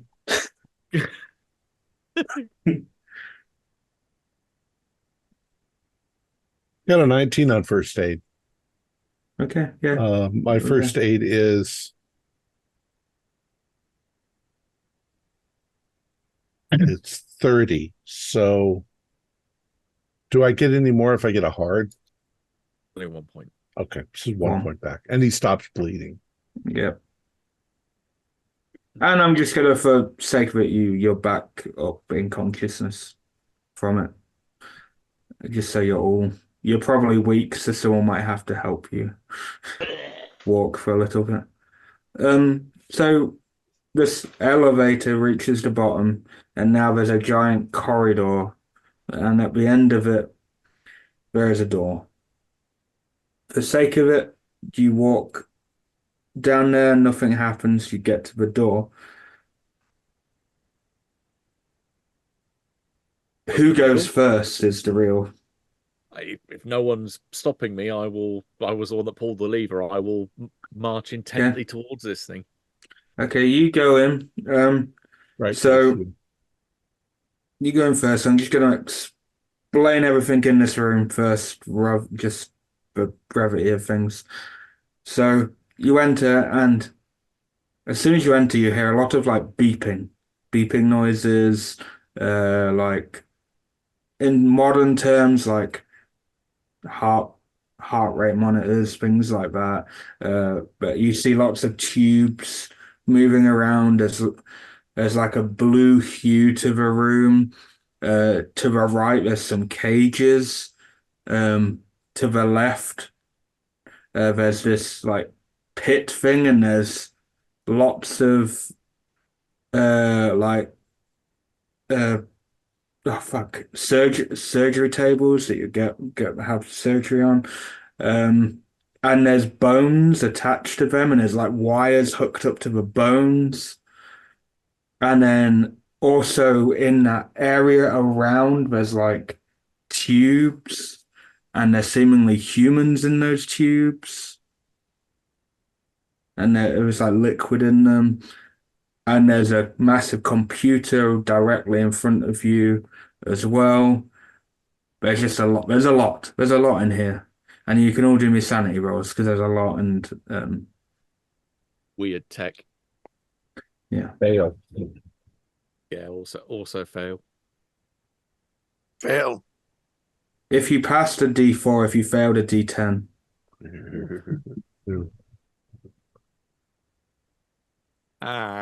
Only 3. 6. Do me that intelligence roll then, Mr. 4. Dr. Woodward.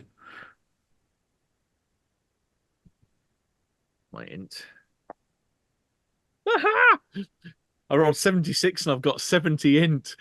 So I am stupid. I'm living up to Monroe's assessment of us. So yeah, you're now in this room, and it smells funny as well in here. So the right is some cages. In front of you is a computer. To the left is that pit with the surgical tables and the cryogenic tubes. I'm just gonna. But that's what they look like. That's what they look like. Cryogenic tubes, what you would expect. They're not, Okay, but there's a whole load of something down here. I thought Pendragon said there'd be answers down here. Gentlemen,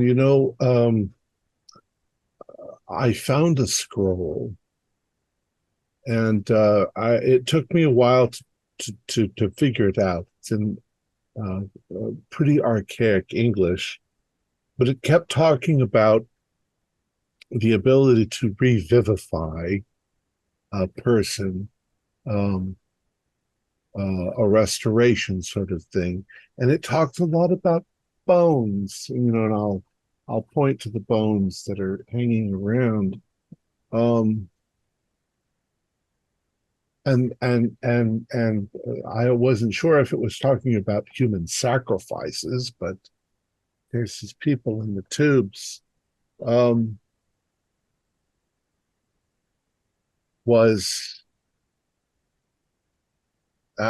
It's crazy, but if he's following that, is he planning on bringing Bast back to life, or what?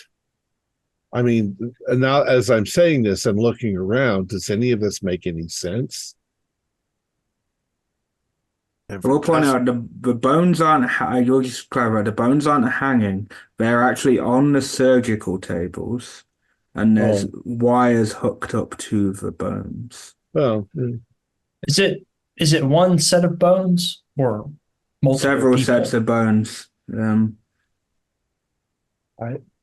Is this Bass's work or is this Monroe's work? Multiple bodies. This has got to be Monroe. This is nuts. Is there a large sign hanging that says House of Pain? There's 7 sets of bones on those tables. This doesn't look occult. This looks technological. Taking a look at the tubes. Who's in the tubes? So if you go into the tubes, in the tubes are what's in the tubes? So I know there's no legs or arm. Well, the legs only go down to above the knee, and there's no arms. Oh. And they're very disfigured, but looking at them, they seemingly resemble Colonel Lockhurst, Amira and Adil Akbar, Anatoly Antilov, Zhang Chen, Hephaestus, and Lily.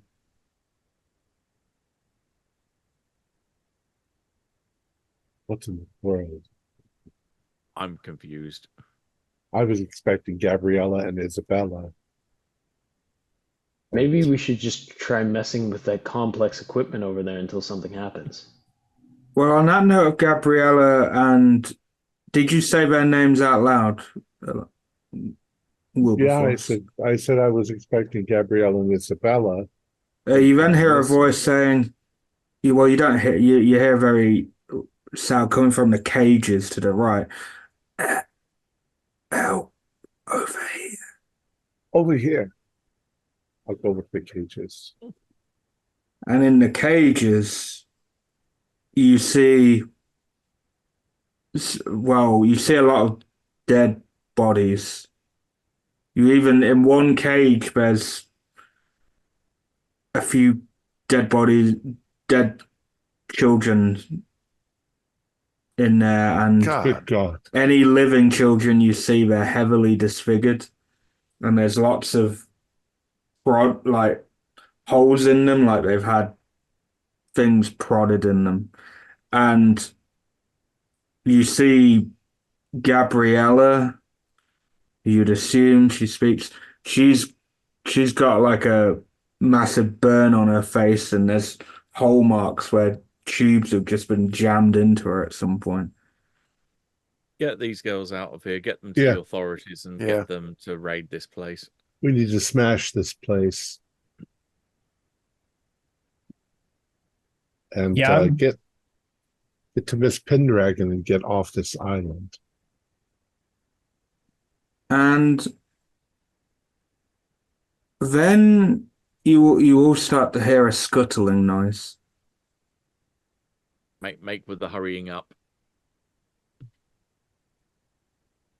And as you hurry up and get the girls and you start to go, all of a sudden this from out the walls, these bones start to come out and form into this like skeletal creature.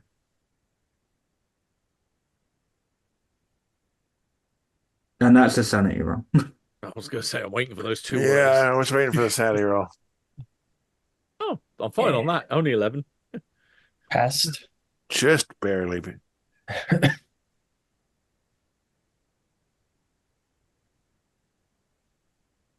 You will not stop this. If you pass, take a d6. Oh, If you failed, Ooh. a d12 using my favorite dice. I got 3 again. Lucky Three me. here. I rolled 5. 6. Okay, if you rolled above a 5 or above, do intelligence. Oh, 93. You're like me, you're stupid too. Yeah. I failed that. Failed my intelligence roll. I guess Nice. Monroe was right. We are really stupid. Yeah. It's a good thing, too. So yeah, the skeletal creature is it's big and it's coming towards you. Let's And get it's out of just here. saying, you will not leave. It's blocking your way out, but I'm just saying. 'Cause it's down that, it's come out of the walls. Is there something pipe-like that I can grab to start smashing my way out? You could probably rip a bit of pipe off somewhere.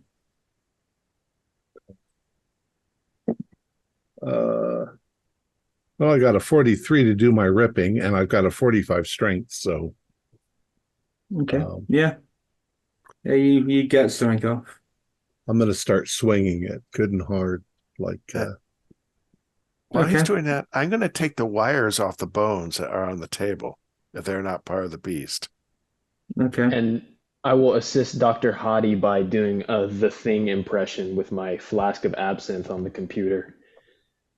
Okay. While you're pulling off the wires, can you roll me a d4 for me, please? Sure.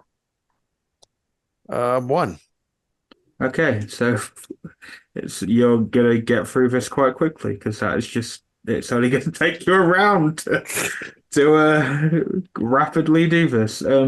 So Wilberforce, can you do me a brawl or something, please? a brawl, and I put nothing in my physical prowess. And I got to, I'm just gonna say I just rolled a hard for brawl, so Oh, well, I against got you. a 30, and my brawl is 25, so I would have to spend 5, 15, 16, 17 points.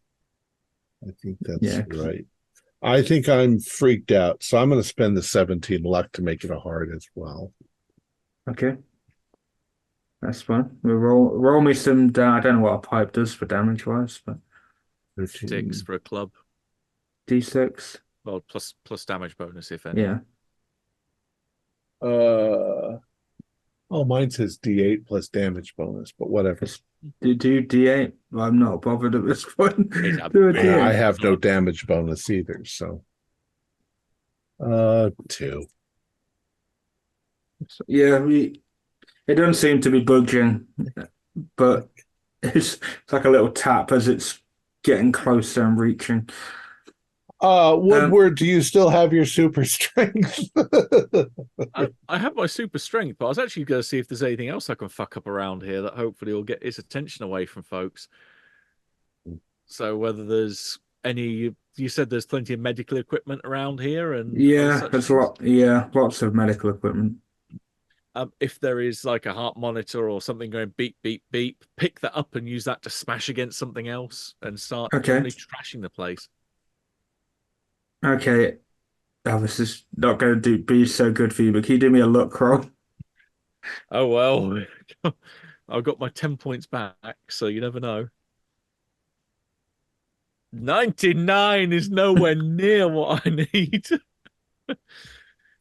Instead, it does actually look at you though. And can you do me a power roll as it's glaring at you, as it's devoid of where her eyes should be and its skeletal head is starting to glow? I'm slowly getting better. 82, so that's a fail. Okay. Okay. Take 9 points of damage as your brain starts to fry. Ooh. I'll do a con roll as well. And that blood that you saw come out your eye, that is really coming out your eye now. No, I'm pretty sure it's just in my reflection, that's all.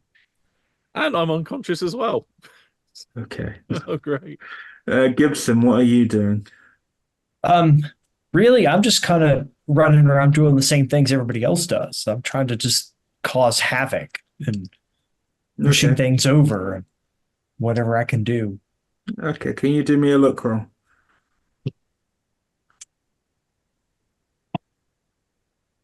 Yes, that is a pass. Okay, we'll actually turn its attention away from Wilberforce and go towards where you caused your little distraction. Okay. But it does have a long trail behind it, so it's sort of blocking. It takes up a lot of, but you could probably vault over it, to be fair. Oh, me? I mean, just in general, if you wanted to get past it, you could necessarily vault over it now. Oh, okay. Or crawl for its rib cage if you really wanted to. No, I'll try to get behind it if I can. Okay. So we'll come back to that. Zand, you're pouring alcohol. Okay, yeah, a fire is going to happen at some point. An electrical fire will happen from all your alcohol pouring. I won't make you roll. So actually, everyone's had a go. So we come to Hardy. Hardy, you've pulled out all these things, Yep. and now you start hearing a malfunction message. Also a thing about stuff about to explode, and because of I grab Gabriella, or one of the poor victims, and I try to get past the bones to get her out. Well, you don't need to worry because you pulled out all these plugs. The bones just dropped to the ground. Oh, good. I wasn't sure. I was a guess. I was like, I hope this is it. No, I was like, yeah. When you did it, I was like, ah, fuck. I was like, I'm sure it's probably by accident he's doing this, but he's on the right path. I was guessing. I was thinking that might be it. So I'm like, and I'm getting grabbed here. Come on, guys, let's go. Woodward, do you want to do a con roll to see if you get back up for me? I was going to say, otherwise I reply with I'm unconscious on the floor. And get Woodward, someone. And I'm still unconscious on the floor.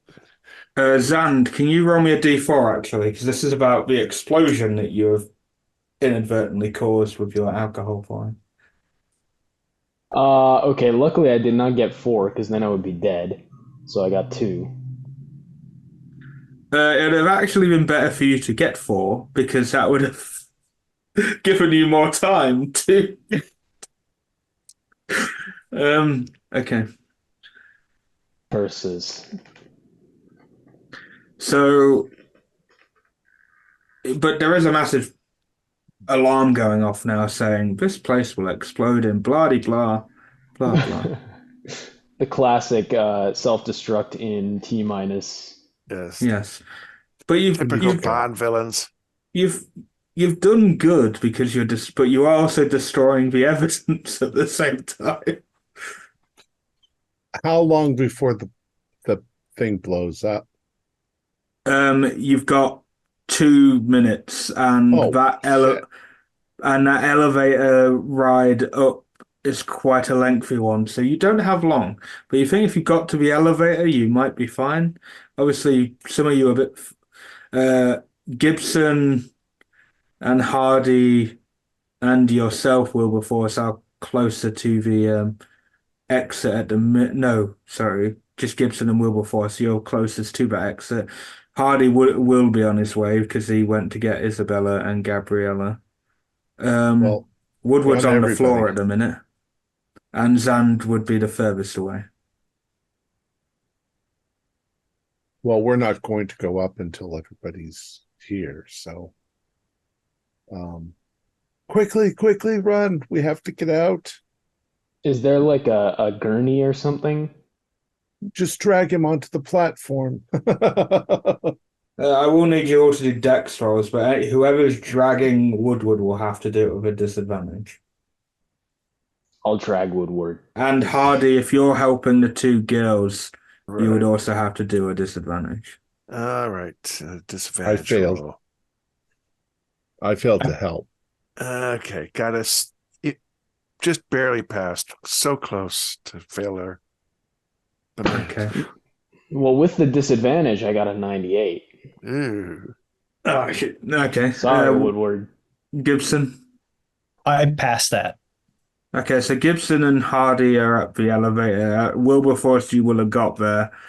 Zand and Woodward are way behind, and there's like 30 seconds left. Hurry, Go on hurry. without me. Okay.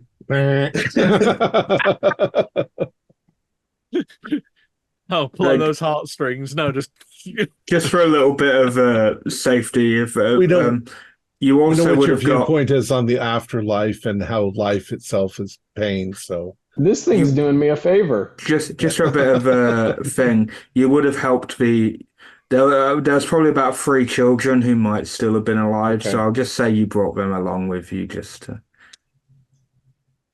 all right. So yeah, So at 30 seconds, we're going to have to go.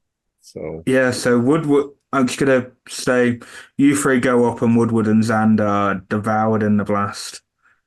You 3 get up, but you are greeted by a very angry Monroe. I'm going to punch him in the face. I've still got my pipe. I'm going to whack him in the face. Well, he did it. I would say probably has his gun at you. So yeah, do me a. pipe to a gunfight. Yeah, I got a 44 out of 25. So And don't worry, the one time I roll a 0, 0, 0 is the worst time for me to roll a 0, 0. So by counterbalance, I knock the gun out of his hand with the pipe without know hitting what? him. For comedy of error kind of thing, because he's an idiot. He's the real idiot, really. We're gonna say you by accident nudge the gun, and he does go to shoot, but he just goes. Yeah. Like in Buster Scruggs. Oh, yeah. That's one hello or not. That was a hilarious scene. And yeah, so the 3 of you are able to escape. Come. I'm afraid the whole island's going to blow up. So we have to get. Oh, I'm going to go get my scroll. Then. So, one thing that you notice is you going to get your scroll. You'll notice this. Alvaro's like, Wilberforce, all the guests have gone. Yeah, you better go too. No, I mean they're gone. 1 minute they were there, and the next they were gone.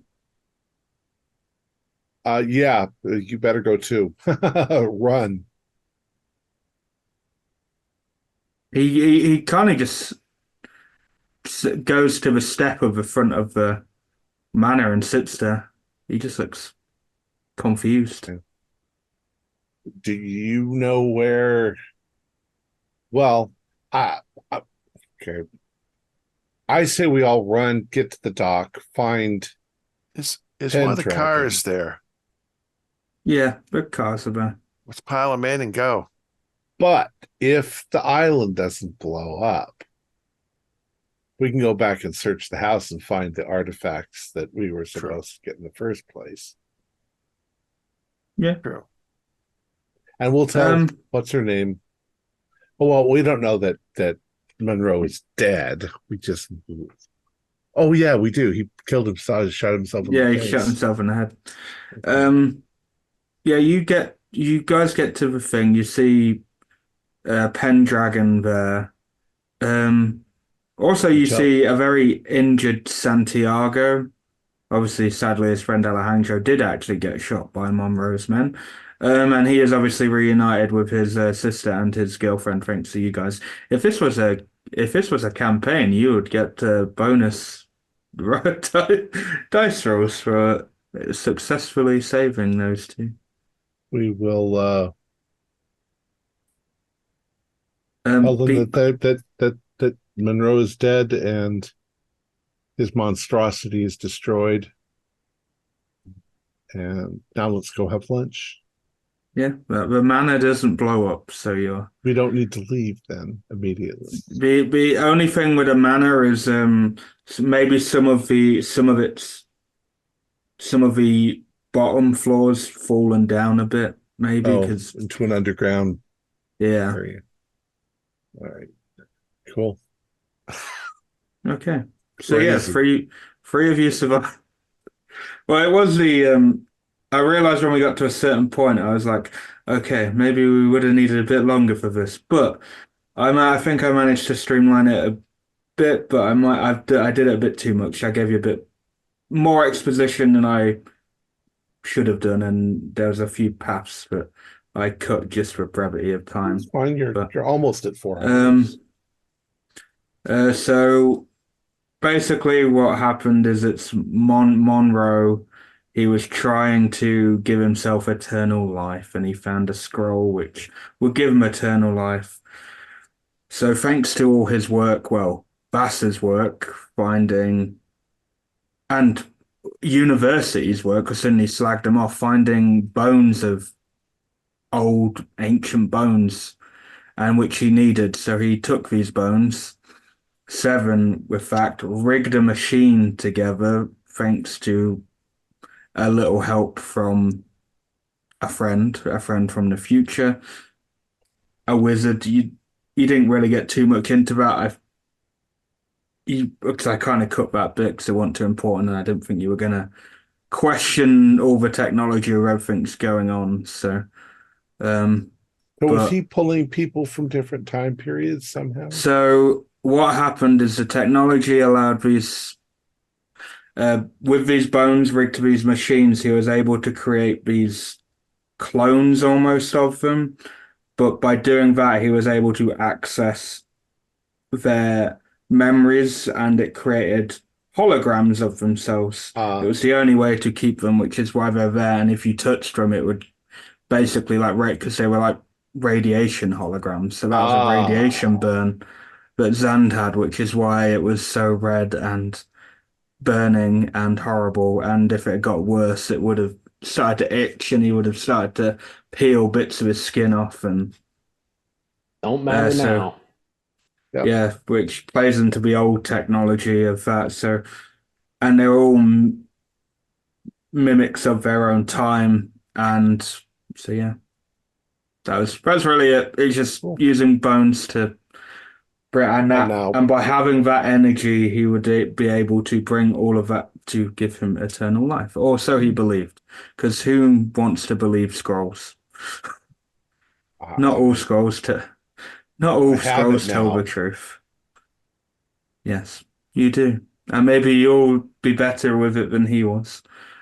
But I could go visit Einstein right now, but in the future, I can. When I am 723 years old, I can. And the illusion was he's done this before, which is why he's still there, is still around. Did he murder Bass? He murdered Bass, yeah. I didn't. I feel like you figured that out anyway. You knew that he would have done something. I kind of thought he was time traveling and collecting all of these artifacts directly from the original places. Yeah. In a way, the energy. If I was to go further in and we had more time, you would have seen that he did have like a teleportation device, which is how he got some of the artifacts, not the bones, but some of these pristine artifacts, which is why they were so pristine. And if Hardy had stayed in his bedroom a bit longer, he would have noticed a few things which would have hinted more at him killing Bass and a bit more about his time traveling nonsense and all that gleam. But yeah, it's just one of those little romps. I tried to I thought 1950s because you could then glean that maybe Monroe was a Nazi or something like that because of his and because of where he is, he's kind of perfect because the island is between Italy and Spain, so it's kind of in that little dead zone. The Nazi zone. Our players included Matthew Sanderson, Oren Mayer, Julian Arba, Max Meltzer, and myself, with Josh Harwood as the keeper of arcane lore. We have a Discord server where you can chat with other members, you can set up private games, and you can learn the finer arts of gameplay and game mastering. We provide audio-only versions of our shows free for you to download from Spotify, Podbean, or iTunes. Support for our show is provided by our patrons who are listed in the closing credits. If you would like to join them, please visit our Patreon page listed in the description. Or you can use Super Thanks by hitting the button just below the screen. Like, share, and subscribe to our channel and punch the bell icon for updates on our latest shows. And leave us some comments. We enjoy reading them and answer any questions you might have. This is Thom Raley, together with all the members of our gaming club, inviting you to journey with us once again into the darkness for another adventure into the universe of H.P. Lovecraft and the Call of Cthulhu role-playing game. Until next time, good luck, good gaming.